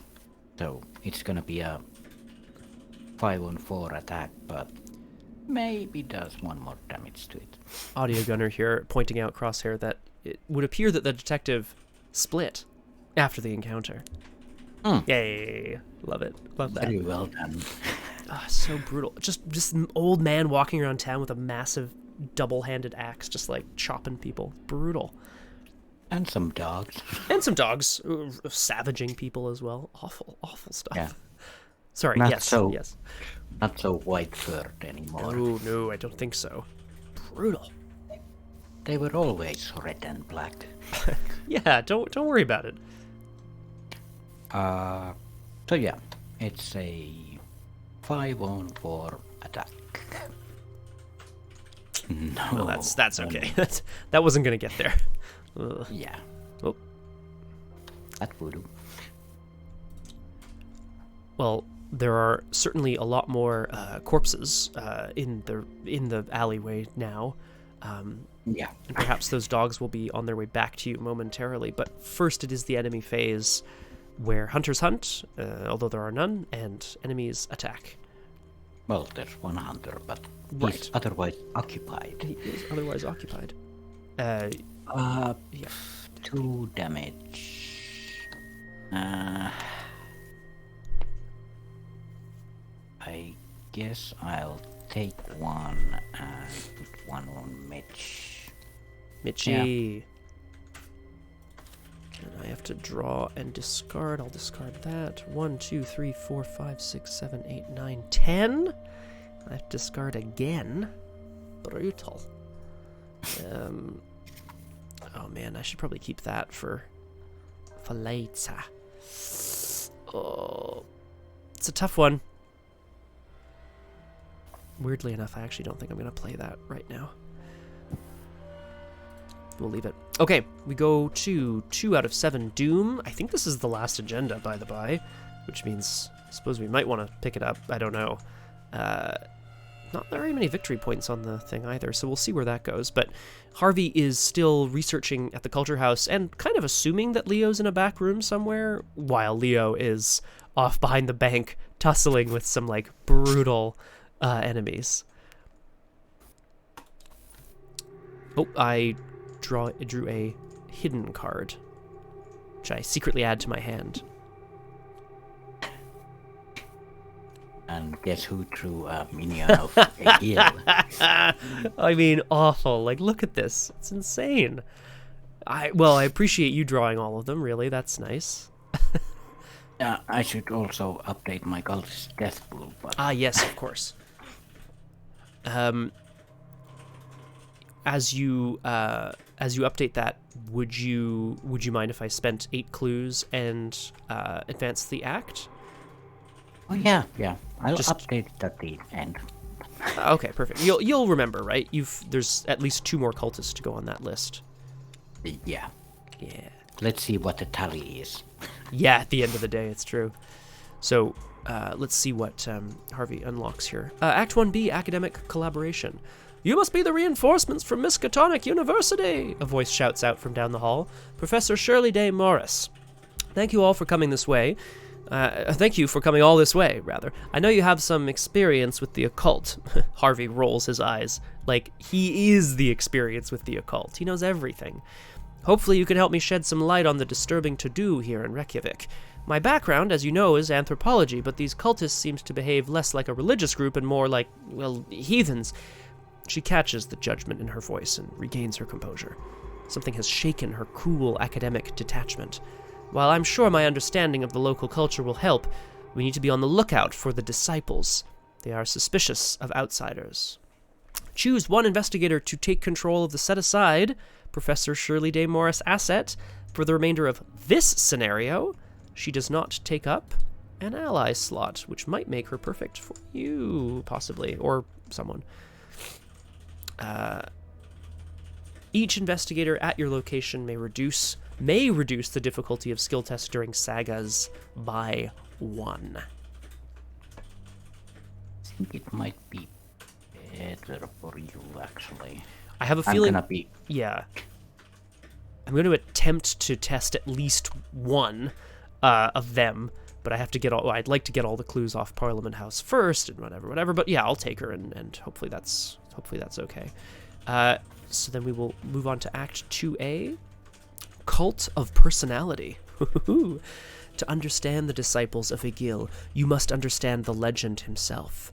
Professor De Morris knows of several sightings of old runes carved around the city that may shed some light on this legendary figure and his violent followers. Free trigger. Investigators at a location without a resource token on it may spend 2 clues as a group to place a resource token on that location. If 4 locations have resource tokens on them, advance. Okay. So, 2 clues, free trigger, place a resource on a location to mark that you've, I guess, researched it a little bit. And then if we have 4 of those, we can advance, which is pretty good, pretty quick, I think. Yeah, I have 1 already. Like, I have 2 clues, so I could basically... Yeah, you actually very much so. It's a free trigger action, so you can, whenever you want, you can just spend 2 clues to put a resource on the location that you're on and say that we dealt with it. I don't know if you can, whenever, but... Well, during the fight. Yeah, during the fight, we've already looked around here, yeah. There's nothing to see here. Oh man. Well, I'm gonna have another really slow turn. Is that ridiculous? It's fine. I think it might be. But I'm gearing up to be able to, like, I'll clear this location, put a thing on it, and then hopefully we can deal with the Parliament House, and then we'll just need a few more clues from somewhere else. Harvey is going to spend 1, 2, 3 actions. Action 1. Oh. After having met Professor De Morris, take 1 horror, stare into the abyss. I'm going to put it on her. I think everything that he has a brief vision of of some of the, like, shouting and frothing at the mouth of some of the more violent berserkers, which is of course what Leo's dealing with right now. While I'm here at the Culture House, I'm reducing the cost of each tome and relic I play by 2, so I'm going to play 2 cards for 1 resource, which seems silly, but bear with me on this. The Forbidden Tome, which has been translated, hasn't been upgraded yet, but I'm going to play it out so that I can, Harvey can obtain from this Culture House the Raven's Quill. He can identify it along with the help of Professor Shirley De Morris. This is a magical quill that he's been using to, well, he doesn't quite know what it's for, but now he's managed to link it to the Forbidden Tome. Basically, it's a card that allows you to reduce experience costs to upgrade this, or I can get a free checkbox. It's worth 1 XP. So hopefully that comes back to help when the scenario ends. That's me. Well, I really need a brawl name for this. Bank Alley Brawl continues. Bank Alley Brawl, perfection. As a... Well, this time... Hey, there you go. Another dog joins the fight. Why not?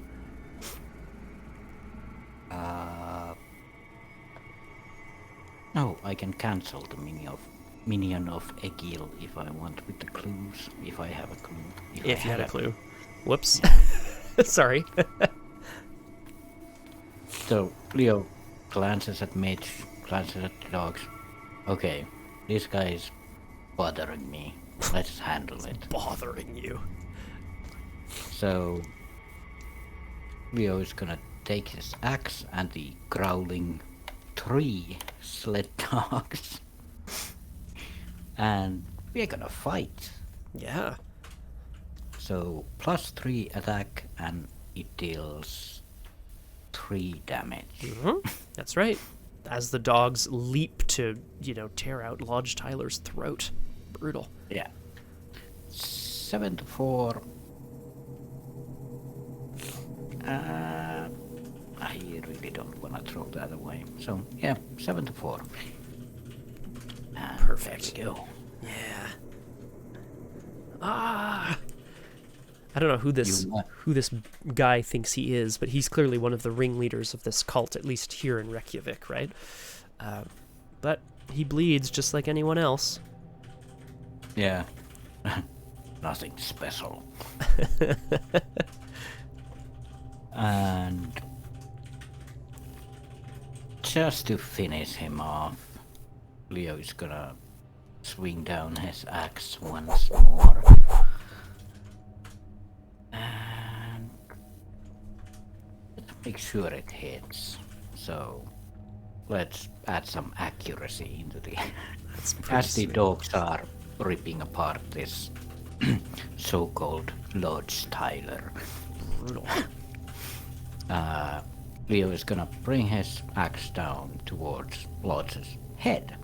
Yep. I mean, that's... As he tends to do. Yeah, I think that's something to be done. So that's a 74, and yep. Bam. Off.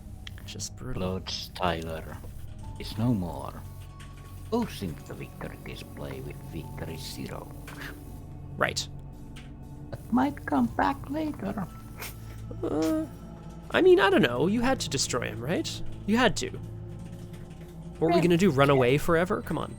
Don't worry about it, Leo. And then Leo's attention turns towards the Ugh. other minion of Egil. Like, okay. And we're gonna fight. And just swings his axe around his head and towards this minion again. The energy from the runic axe seems to have been drained by all of this activity, but of course, I guess Leo knows that at least here in Iceland it can recharge, you know, which is good. Yeah, and even a axe that has lost some of its magical mojo, it's still an axe. Still an axe with a sharp blade on the end. A sharp, heavy blade. So yeah, that's a 5 on 2. And that's a 2 on 2. Hey, great. That's one damage on the... I'll finish you off next time. Perfect. We go to the enemy phase in which that guy attacks and tries to, I guess, he tries to sort of avenge the death of his leader. Yeah. 1 horror on me. Actually, 1 horror on Mitch. Yeah. Okay. Share it around, and 1 damage on the other sled dog because everyone is bloodied in this. Exactly. And then I'm just where's the if the location has no clues and no enemies. Okay, great. And then upkeep, we ready our cards, draw our cards, gain our resources. I drew my weakness. So I think while Harvey was spending so much time kind of figuring out his own relics that he brought with him, taking so much time left him vulnerable to an attack. As soon as Morris stepped out the door, someone came in and stabbed him in the back and ran off. Now, thankfully, he's okay. For every revelation, for every 3 cards in your hand, take a damage. So, it's 2 damage. Ouch. Yeah. It's but Yeah. also I think people find this card quite funny because you don't have to play Harvey with like a hand of 15 or whatever, but there are a lot of cards in the pack that he came with that say like, you know, you have plus max hand size. If you have a lot of cards in your hand, do this, do that. Like, and then this card comes along and says, oh, you remember when you were kind of squishy? Uh-oh. Just take like a huge, you know, take like 5 damage or whatever. Brutal. Anyway. Okay, so I drew that. That's okay. And we go to 3 out of 7 Doom. What do we think about a Mythos phase and then another short refill break, Crosshair? toilet doesn't sound bad after 2 hours. I tend to agree. Let's go ahead and see. Harvey's managed to stagger back to his feet, administer some aid here as he draws his encounter card. Skolta! This is a Geist, another ghost enemy, 223. The young woman sat on no visible chair, patiently sucking on each finger in turn. Oh my god, what? Skota cannot be damaged except by spell relics and encounter cards. Parlay, if successful, deal a damage to Skota. Funnily enough, with only one T, we used to have an Irish Shepherd dog, one of those big ones, named Skota. That's a nice name. I didn't realize that, I guess, in Icelandic, maybe it means, like, I don't know, ghost or something, right? Like, some sort of spirit, maybe. Yeah, I don't know where the name came from, and it might have been Scota, but... Right. Still. And what else is happening behind this very active bank? It's just wild right now. The whole city is quiet, except you're not welcome here. Well, I know. Well, yeah, we know. The goldstone walls of the city seem intent on keeping you at a safe distance. Nobody's safe with Leo around. Yep. Revelation 3, test. 3 or 3. If you fail, you must take 1 direct horror and 1 direct damage. Then resolve the hunter keyword on each berserker. Well, that's fine. Yeah, it doesn't attack. It just would move towards you, but it's already here. Horror and direct damage is not great, but Yeah. let's go for the brainy brain. Yep. And no, we are not gonna use anything on that. So just 4 against 3. Yep. You never know. Oh, good thing too, I guess. Yeah, that's a good one. Like at this point, so okay. I think it's 1 or. I think it was or. I might be wrong. Yeah, it was or, which is good. Oh. Well, I can actually take horror. I should probably not take any more damage. Yeah, it's looking a little tight there. Although you do have a lot of, well, they have a lot of sanity, your doggos, just in case. Yeah, but I can't put this one on them. Right. But I do have like 8 horror soak and 5 health soak still, so just in case something really horrifying comes along. All right, we're gonna take a quick break again here and come back for the conclusion of The Warning here on Doomed. Thanks so much for joining us. Let's see what we can find out about this saga. Back in a sec.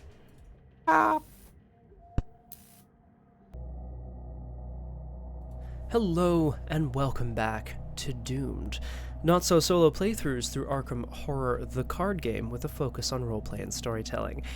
You've joined us right towards the tail end of the first scenario of the Crown of Egil, The Warning, featuring myself and special guest, the Crosshair.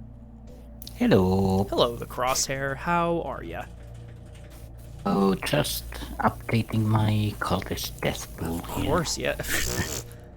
Yeah, you got that other. Oh, you've got that going, which is great. So far, Harvey has been working very hard to try to unlock as many secrets of Reykjavik as he can. More specifically, he believes very strongly that the forbidden tome that he brought with him, given that it's in a runic language, he feels like it must be related. I don't know why he feels that way, but he managed to translate the tome, and now his relic, the Raven Quill, he realizes there's a link forged between those 2 documents as well.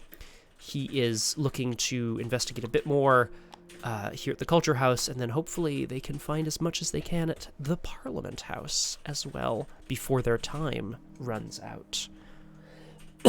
Yeah, Leo is just finishing up the bank alleyway. Yeah, Leo has been basically just absolutely murderizing multiple different enemies that have come our way, various cultists, the leader of the cultists, a detective from America who followed him here on murder charges, just brutal stuff. Yeah, let's just add it on the pile of murder charges. Exactly. Now, I could do that. Is that my best bet? Excuse me, sorry. Test intellect 3. If you succeed, deal 1 damage. That's fine. I'm gonna do this. I think Harvey has come face to face with something he didn't want to see here in the Culture House, having finally made the link between the Raven Quill and the Forbidden Tome. Shirley Day Morris left him alone for just a little too long, and his meddling drew the ire of a nearby spirit, who dealt him some damage from, because of his curiosity, and now is here to torment him forever. I think I'll just try the parlay test, because I might get lucky. Test intellect 3. If successful, deal a damage. 2, if successful by 2 or more. So I think I'm going to do that. Yeah, I'm just going to go for it. Yeah, why not, right? So 5 to 3. Okay, 1 damage. Harvey is, he has lots of experience with the arcane, and he starts trying some of the sort of usual methods he has for dispelling the auras of ghosts, right? Salt rings, various various occult kind of like phrases and so on and so forth. I'll test that again, 5 to 3. Occultist. -2, draw a card. Well, I'm going to draw 2 cards.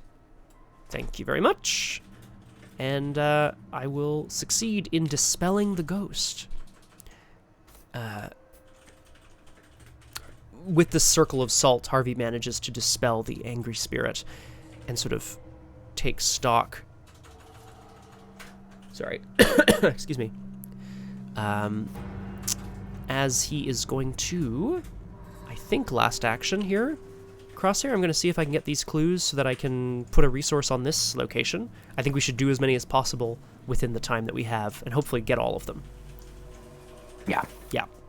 So I'm going to, Harvey, rather, is going to, now that he knows that there are spirits in this room here at the Culture House, he's going to use his fingerprint kit and his various ghost detecting equipment to see what he can find. So I'm going to investigate at 6 to 3. Good enough. 2 clues. I'm going to spend them right away to put a resource on this location. Yep. Great. Just have to remember not to put the 4th one down before we clear out any sagas we want. Yes, correct. Yeah, you're absolutely right. See if the sagas are something we want to deal with. I have a -1 difficulty, and if there are no clues and no enemies on a location, the saga gets -1 difficulty as well. Yeah. So it's something. I think I might go try the church one.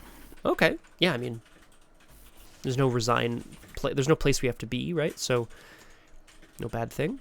But I'll let you go. It's Harvey's now got everything that he needs. Well, Leo and the growling dogs and Mitch just chuckling away at the pile of bodies in the alleyway, like, just like Boston. Just like Boston. Leo takes his axe and hopefully with one final swing finishes this battle for now. And I'm gonna use the glory of battle inscription. Of course. So if this succeeds, so that's going to be a 5-on-2 attack. And there it goes as Great. Leo chops off the head of the last standing enemy in the alleyway. Gone forever. And just swing his his axe like clearing off all the blood. Right. Now then. What does the glory of the kill bring him? I wonder. I don't think I'm gonna need to heal right now. But I do want to draw because there's a card I kind of want to tip for. Sure. Yeah. Let's just draw and... Fine. Not what I was looking for, but fine. Okay. Well, yeah. Okay.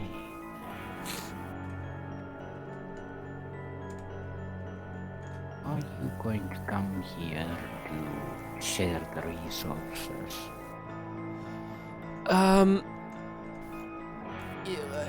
It wouldn't be bad, but I don't know if there's going to be time to like go and do that and then continue to try to sort out the Parliament House as well. So I think if you want those resources, I think you take them. Yeah, I'll just live. grab this stipend. And go up to 7. Well, it's the travel stipend, right? Like, of course you'll share it with Harvey later, right? Right? Yeah, Yeah. of course. Oh, of yeah. course. Of course. And then last action. I could travel along to the if there's nothing else. Oh yeah, but I do need to or at some point. Are you planning to go to the Parliament House next turn? As soon as I can, I think that would be a good thing for us to, Victory 2 and Saga test that I can actually pass. It's not a bad, thing to try. Last action, let's just head for the Parliament House. Oh, Right. blow this up. For the first time in a long... blow this up. For the first time in a long time, no enemies on the boards. We move straight to upkeep. Oh yeah, okay, that's gone. And then now I have 2, 3, 4, 5, 6, 7, 8, 9, 10. Okay, that's good. I should probably keep some of these things. I'm probably not going to need that.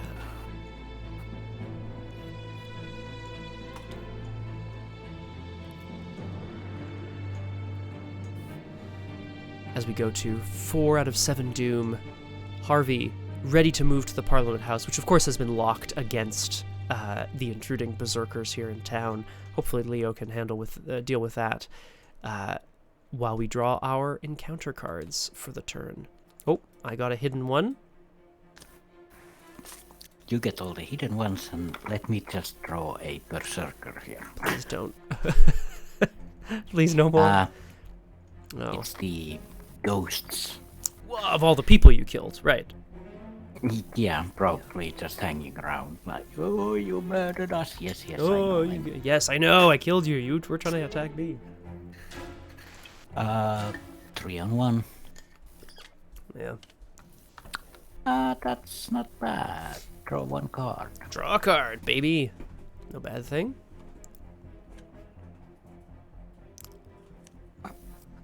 So, you may not spend resources or perform draw actions. Okay, but you got to draw anyway, so that's not bad. Yeah, it's not a draw action. No, exactly. No, I know, but you got a card out of it anyway. Yeah. That's pretty good.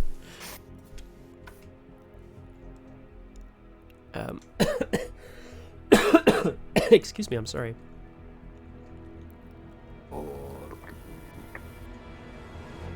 So, Hamper on my thing, but not too much.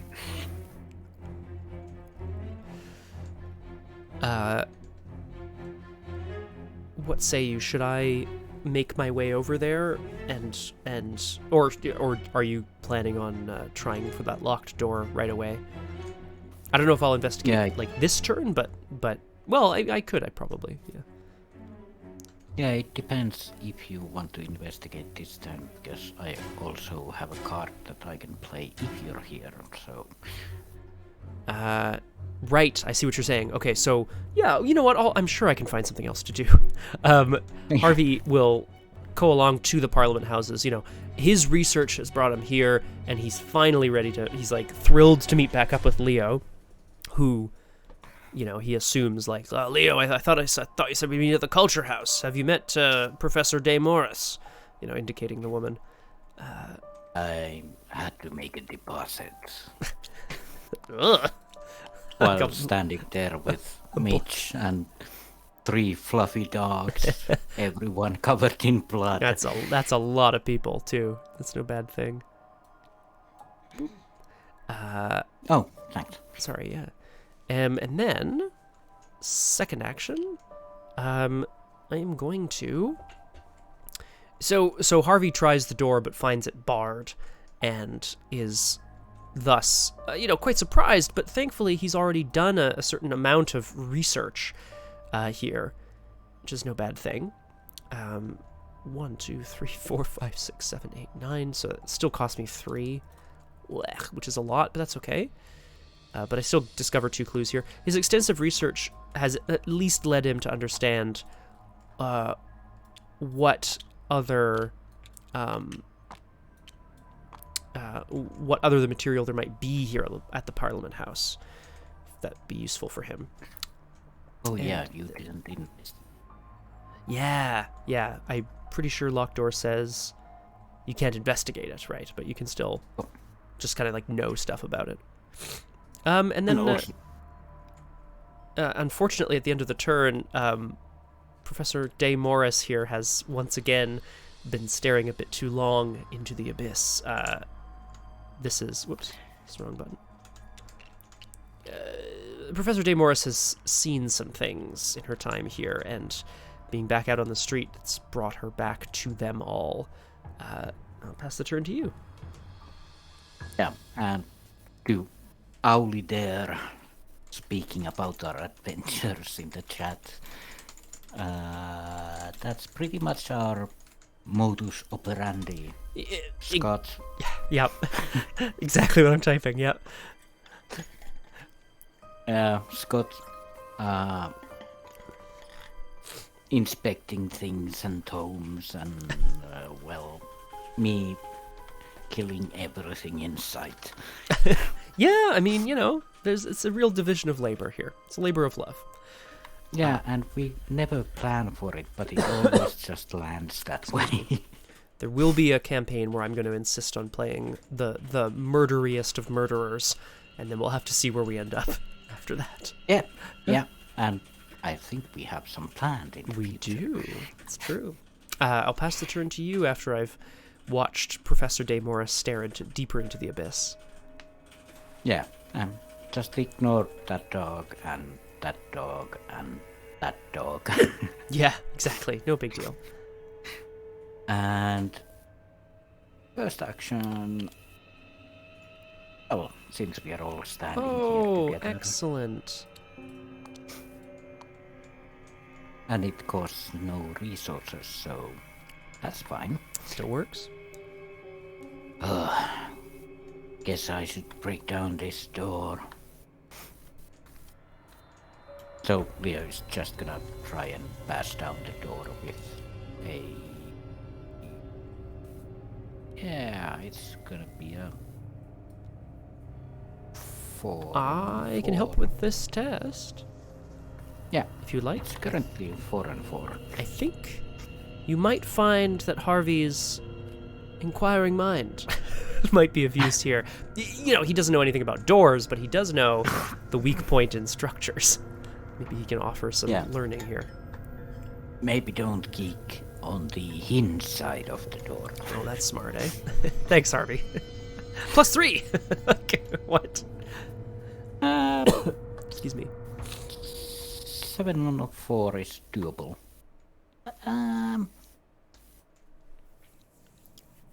I could commit that one, but it's my last one. Excuse me. Yeah, let's just throw it away. Buy the furs. 8 on 4. You wouldn't wear those around town anyway. Good choice. Excellent choice, sir. Phew. So yeah, Leo bashes through the door All yours, Professor.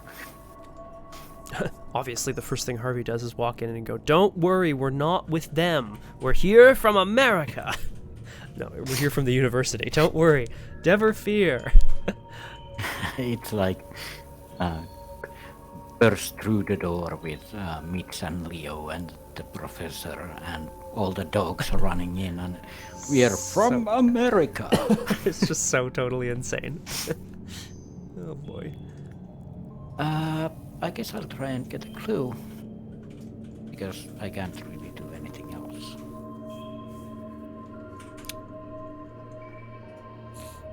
Yeah, you can't spend resources or draw cards, so I suppose, yeah, other than moving, but that's, Oh yeah, I don't need to stay here.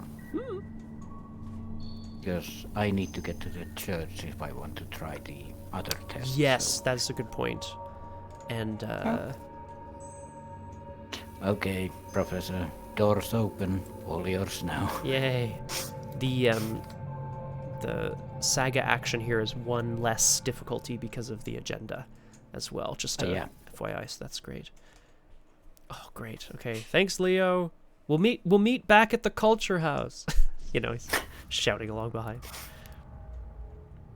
Oh, right, and spend one action for trusted. Yes, Mitch is trusted. Sure, he's a trusted guy. Yeah, why not?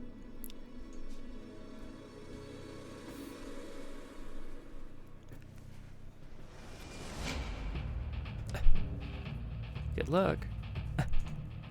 Oh, there we go. Yeah, the way these cards stack is always so funny. There we go. Okay. So shall we? I think again, there are no enemies on the board for once, so we're going to proceed straight to upkeep. I don't actually want that. It's annoying. And I have 8 cards in hand. Okay. We go to 5 out of 7 Doom as we get closer. I forgot about this forced effect as well. When a saga action is completed successfully, search the encounter deck and discard pile for a berserker enemy. Spawn it at the location farthest from all investigators. Just as a thought as well. So Probably the school Cairn Tower. I think so, yeah. As they start to hunt. But yeah, if you clear that location, we'll have enough clues for 2 locations. Exactly, and we'll be ready to just kind of drop them and go, right? Yeah. Which is something. I think Harvey is going to start to explore the Parliament House and hopefully come across a tome that he very much wants to read. But first, a mythos fate. Ooh, Desolation. Oh man, is all destined for ruin? Revelation test will 4. If you fail, you must choose and discard 2 cards from your hand. It's honestly quite tragic. I'd rather not. That's not how I roll. Well, I guess I shouldn't commit to this just in case it fails. So I won't. Yeah, I'm just gonna take a heads up here. Good luck. Nope. Okay, should have committed. That's okay. I think seeing the damage that's been caused by these rampaging cultists within the Parliament House has left Harvey feeling absolutely devastated. Choose and discard 2 cards from your hand. Actually, that's pretty easy then, right? 1, 2. Done. Oh, that's cool. Yeah. Great. Of course, I drew it during upkeep, so it doesn't fire, right? Like, I'm like, oh, man. Anyway, over to you. Let's see if the church is still void of anything. Obfuscating the past, just as I was going to be testing stuff. Yeah, I was just thinking about that. Oh yeah, all saga actions, difficulty +2. I guess we're waiting another round or something. We have 2 more rounds. Yeah. Well, we have this round and 1 more. Yeah. Right. Doable. Would mine would be a difficulty 6. Because I would lower the difficulty by 1 with this person, and then 1 more with the agenda, but then +2. Okay. Well, here, look. Here we go. Harvey is going to obviously investigate this place as best he can first. That's the most important thing. I'm going to see if I can get all these clues. 4 shroud. 5 intellect. 1 with the fingerprint kit. Deduction. 7. 8. With Eureka. Let's go. Excellent. So, 3 clues. 2 from the fingerprint kit, 1 from deduction.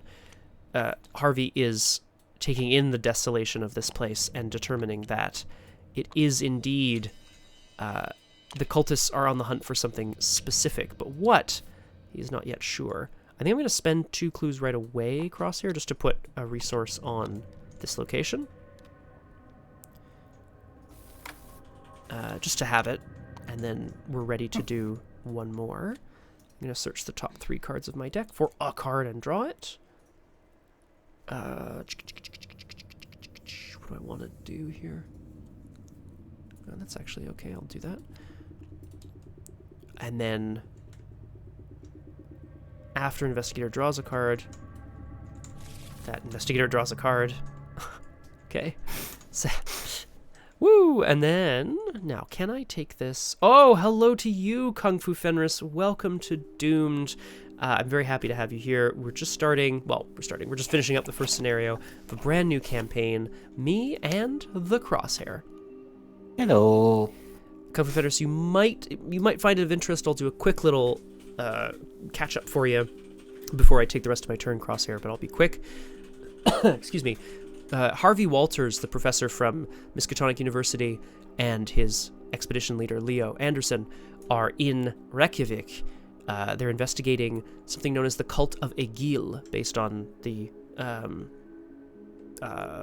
Icelandic, I guess, warrior poet Egil. This cult seems to be getting ready to take over the country somehow, which is pretty terrifying. How was the moot as well, I should ask? Okay, so Crosshair, I think I'm going to see about trying... I know that moron, he owes me 10 euros. 10 euros. That's pretty impressive. I'm thinking, Crosshair, I'm going to try this test, and then I'm going to come to you to give you the reduction either this turn or next. We'll see. Yeah, probably next. Yeah, so I'm going to be testing 5 to 6, and I definitely want to go at least like 2 up. Do I want to put in like a bunch of stuff? We're just about wrapping up, so I think spend everything. Yeah, why not, eh? 5. Okay, so I'm investigating 5. Oh, sorry, I'm testing the saga. -1 difficulty with Professor De Morris. -1 difficulty because there's no clues. +2 because of obfuscating the past. Okay, diff 6. Commit. Fingerprint kit.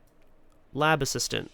And I'll commit this Raven Quill. That's 6, 7, 8, 9 to 6. Here we go. Ooh! Draw a card. Don't mind if I do. And then, so I will, while he's here, Harvey inspects what there is left. A tome with an eerie inscription. Remember that you have read the Bard's Tale, and add a cultist token to the Chaos Bag for the remainder of the campaign. And then last action, I'm going to move to you! Haha! It's very exciting, Kung Fu Fenris. Down as... I'll let you do the writing of the Bard's Tale on our dog there. But... Leo suddenly realizes that this giant slab engraved with the runes is a bit more difficult than he. Excuse me. So he takes a moment to refine his axe. Oh, yeah. Oh my god. I'm so happy you took this card. Once per game, I can add a checkbox on either one. That's the big question. Where do I want to go? This is a good question. You could also just note that you're going to mark one and leave it for later, but it does affect the card right now as well if it does level something up, so potentially that's up to you. But, you know, what do you want to do with your experience, right? It's a good question. Yeah, because I'm either gonna go for Saga or Script Weaver, because Script Weaver is every charge spent you may imbue the axe with up to 2 different inscriptions. Which means that for each charge I get 2 inscriptions. Yeah. I think we're gonna earn enough XP that you'll be able to finish that off for sure. Yeah, and also after that you may imbue the same inscription up to 3 times, which would mean that with Ancient Power and Script Weaver, every charge can add 2 of the same inscription. Up to 2 different inscriptions, but 3 times. Yeah, I think so. You can imbue it up to 3. Oh, like but not per charge. Like you could spend. Yeah, for every charge spent, you may imbue the axe with up to 2 different inscriptions. Right. So say power and accuracy or whatever. Yeah, but then with Ancient Power, I could do that again. Oh, right. But by spending a second charge, you could then go again with the same 2 things, which is pretty cool. Yeah, that's pretty strong. So, and up to 3 times means that I could spend 3 pips from the axe. Right, I understand. Get 3 inscriptions of the 2 things. Yep, exactly. I mean, that's pretty strong. Kung Fu Thunder is just... Sorry, I just saw your question. Yes, I am. I've already tested a couple times this week. It is not the plague, but I have been under the weather. I'm hoping it doesn't affect game tomorrow, but we'll have to see. So stay tuned to the Discord for updates on that. Crosshare and I have just been 2 old men coughing back and forth across the stream today. Yeah. Exactly. Yes, sorry. So you get to mark a box. Yeah. How do I mark a box? I think you can just click on them, like on the actual sheet, I think. Oh, here, hang on. Let me promote you if I haven't already. Nope, you should be good. I guess I'll start with the Ancient Power then. Yeah. Awesome. No. Script Weaver? Also awesome. Yeah. Yeah. Cool. I mean, it's basically a free XP, right? That you just earned yourself for 2 actions? It's pretty good. Yeah. But I do have to draw it, so... Yeah. I mean, you know. But still, like, it's not... Look, XP is XP. We'll take it. Yeah. And yeah, one action to go. Yeah, and with that last action, I'm not gonna try that stone. Not till next turn, eh? Yeah. Yeah. So I'm gonna spend 1 more resource and calling in some Nice. vendors. So let's get a sled dog back into hand and search the 9 Safely, cards. Oh. Out of the 12 cards that I have, I hit nothing. Oh man. Oh, are you all out of allies? Maybe. Oh no, there's more cards in your deck than 9 as well. Yeah, 12 cards. So. Oh well.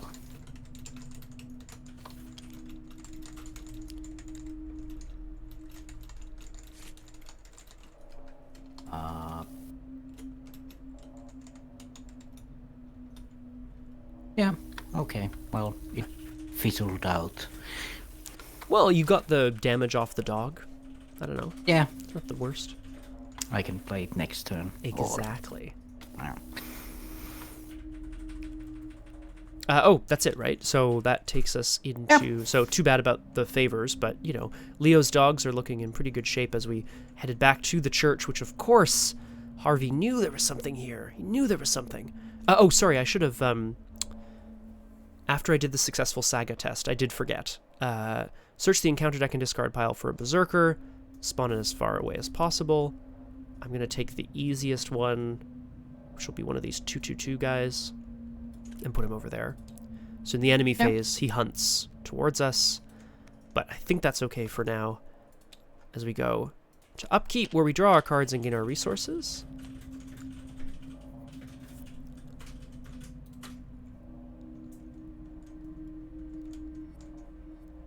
And, yeah, that's us. So we go to 6 out of 7 Doom, we discard the Obfuscating the Past, and hopefully Leo will be able to uncover what is hidden here at the church this turn. We do have the clues required to also just, you know, put the tokens down and move on as well.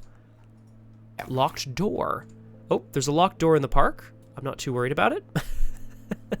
It's a little too bad, I guess, but it's you know. And there's a minion of Egil here. Classic.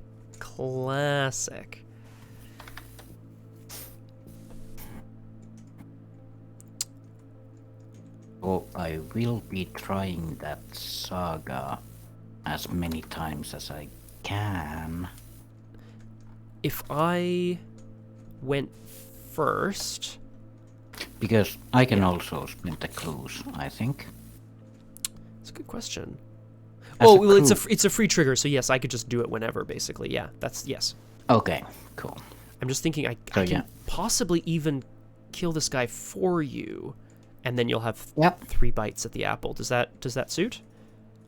Yeah, that seems like the best plan for it. So then let's go for it. Seeing someone trying to sneak up on Leo, obviously, Harvey doesn't understand that Leo's pissed off half the city of Reykjavik at this point. But he's going to draw on some of his arcane powers. This is an occult invocation. I think Harvey's maybe trying to use his powers to keep the man out, but it may end up burning him instead. Fight. This uses intellect instead of combat. You get +1 intellect and +1 damage for each card that you discard as part of the effect's cost. So I will discard a card from my hand. So I'm now fighting at 6-2, and I'll commit Eureka to this test.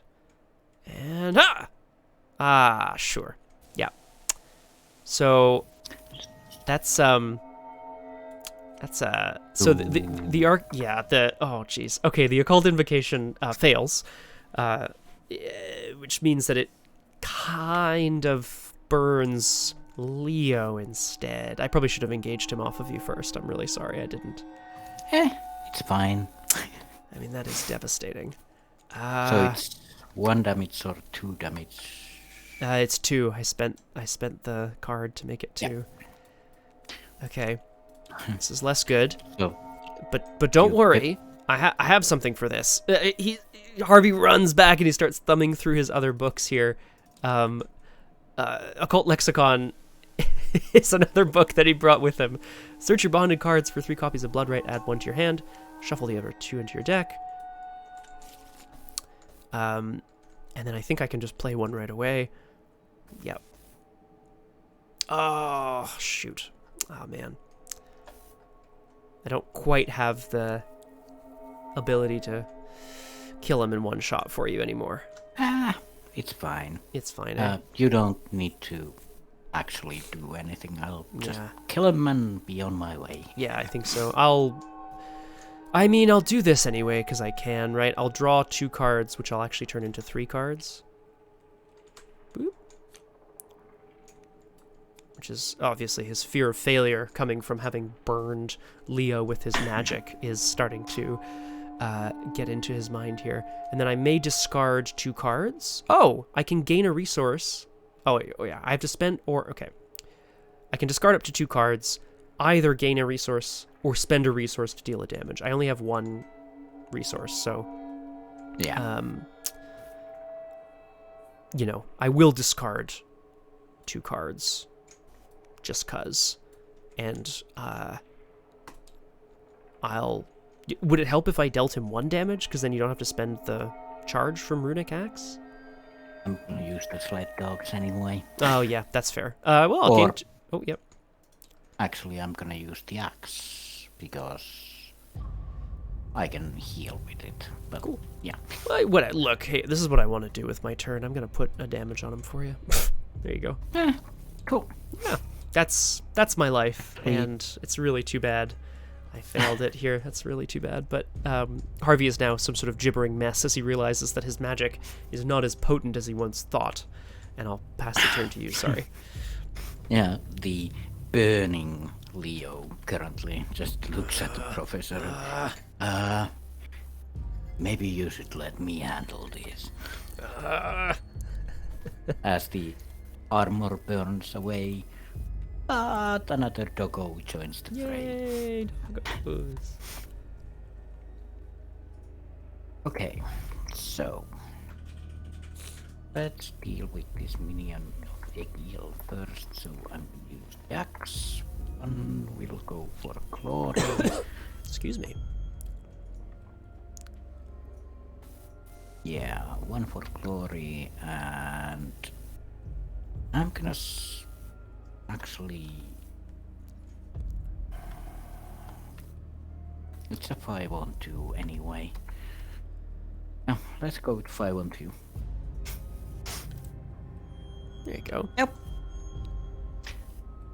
So well, I thought you were gonna steal my glory. As Leo adds another note on his kill list. There you go. Yoy. That's 17 this can be this game. Pretty impressive. Right then. Leo cracks his neck and looks at this stone giant slab like I can take it. Alright. Take it. Professor Morris is excited to see, you know, the slab. She sort of like says probably is probably some sort of grave, perhaps of import to our investigation. She's helping, I guess is what I'm saying. So yeah, that's 1 from her, 1 from the agenda. So it's a 4. Correct. It's currently 4-on-4. So I'm just gonna commit handle this and my other guard dog. Excuse me. Scruffy didn't get to play this time, but Sorry, Scruffy. We'll see you later. so it's a 6-on-4. Better than a 4-on-6. That's pretty much what I can. Oh yeah, I heal damage. Una damage. Here goes 6-on-4. Good luck. Nice. Yay! So we have uncovered the split skull. Ugh. And I'm gonna write, and Leo uncovered the split skull. And we're adding a tablet to the bag? And last action. I guess you should have the last one before I take my last action. Well, yeah, I mean, I think it'll end the scenario. Yeah, but I don't. Oh, you don't have anything to do with your last action. I don't have anything yet. All right. Well, I will do so. I'll spend 2 clues and we'll place a resource here, because obviously uncovering the split skull is a very important piece of information for them. So we have 4 places that have resources on them, so we will advance to Act 2B. It's a map! Individually, the runes resemble what you might find in Icelandic sagas, Professor De Morris says, but taken together, you can see a pattern. They each refer to a geographic phenomenon and a play on words indicating a cardinal direction. This should be enough to construct a map of cultist activity outside Reykjavik. R2! Crosshair, not bad. Cool. So, Resolution 2. This is Gulfus Waterfall, Professor De Morris says, pointing at the runic message you copied down, and this is the Great Geyser. Each of the locations sits along the famed Golden Circle, which traces a route just outside Reykjavik, connecting some of the most important historical and geological features of the island. Of Iceland. My apologies. These must mean something to the cultists. But what? Egil's saga barely mentions this part of the country. In any case, we know where we have to go. You've seen the violent rage of the disciples, and you know they will stop at nothing to derail your investigation. You secure the map in your pocket and set out for the Golden Circle. Record that the investigators have mapped the Golden Circle. We have mapped the Golden Circle. We earn victory equal to victory X, and before spending any experience, proceed to interlude 1. 0. Wah, wah. From the church. 2 from the Parliament House. Excuse me? Cultural House. That's pretty good, no? Doesn't look like there's much more on the board.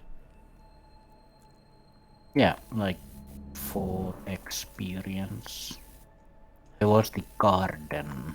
Yes, that was another one. So we got basically 4 out of 5 experience. It's pretty good. I'm gonna do interlude 1 right away if it's not too late for you, Crosshair, because it says before you spend XP, so I figure this might do something, right? I woke up at 5 p.m. so Oh, I think we're I'm doing okay. wide That's awake. If an investigator read Bard's Tale, read Poisoned Horn. So I'll read this one. Nothing could slake Egil's thirst at the banquet. He cursed his host, Bard of Atli, who had withheld the ale for the arrival of King Eric and his retinue. In response, Queen Gunhild plotted with Bard to poison Egil's next drink, but was foiled when he sliced open his hand and wrote magic runes on the horn in his own blood. Write we runes around the horn, redden all the spell with blood. Wise words choose I for the cup, wrought from branching horn of beast. Drink we then, and drink we will, draught that cheerful bearer brings. Learn that health abides in ale, holy ale that Bard hath blessed. The poison horn shattered in the ale-maid's hands, and Egil ran Bard through the middle with his sword. You gain insight into Egil's proficiency with warding magic. Record warding runes under traces of Egil. The investigators gain 1 experience. Warding runes. And then we also uncovered the split skull. I'm happy to read it unless you want to, because Leo uncovered it. Which one is it? Sorry. If we uncovered the split skull, read Grimm's Fate. Ah, cool. Yeah, I can go for it Sure. because I uncovered it. Egil's rage could not be contained even as a small child. After being bullied by an older boy named Grimm, Egil resolved to have vengeance. With a halberd given to him by Thord, he returned and drove the blade into Grimm's skull, piercing his brain. That night, Egil penned this poem, requesting his family procure a ship so as to begin his Viking career. Thus counseled my mother, for me should they purchase a galleon, good oars, go forth a roving.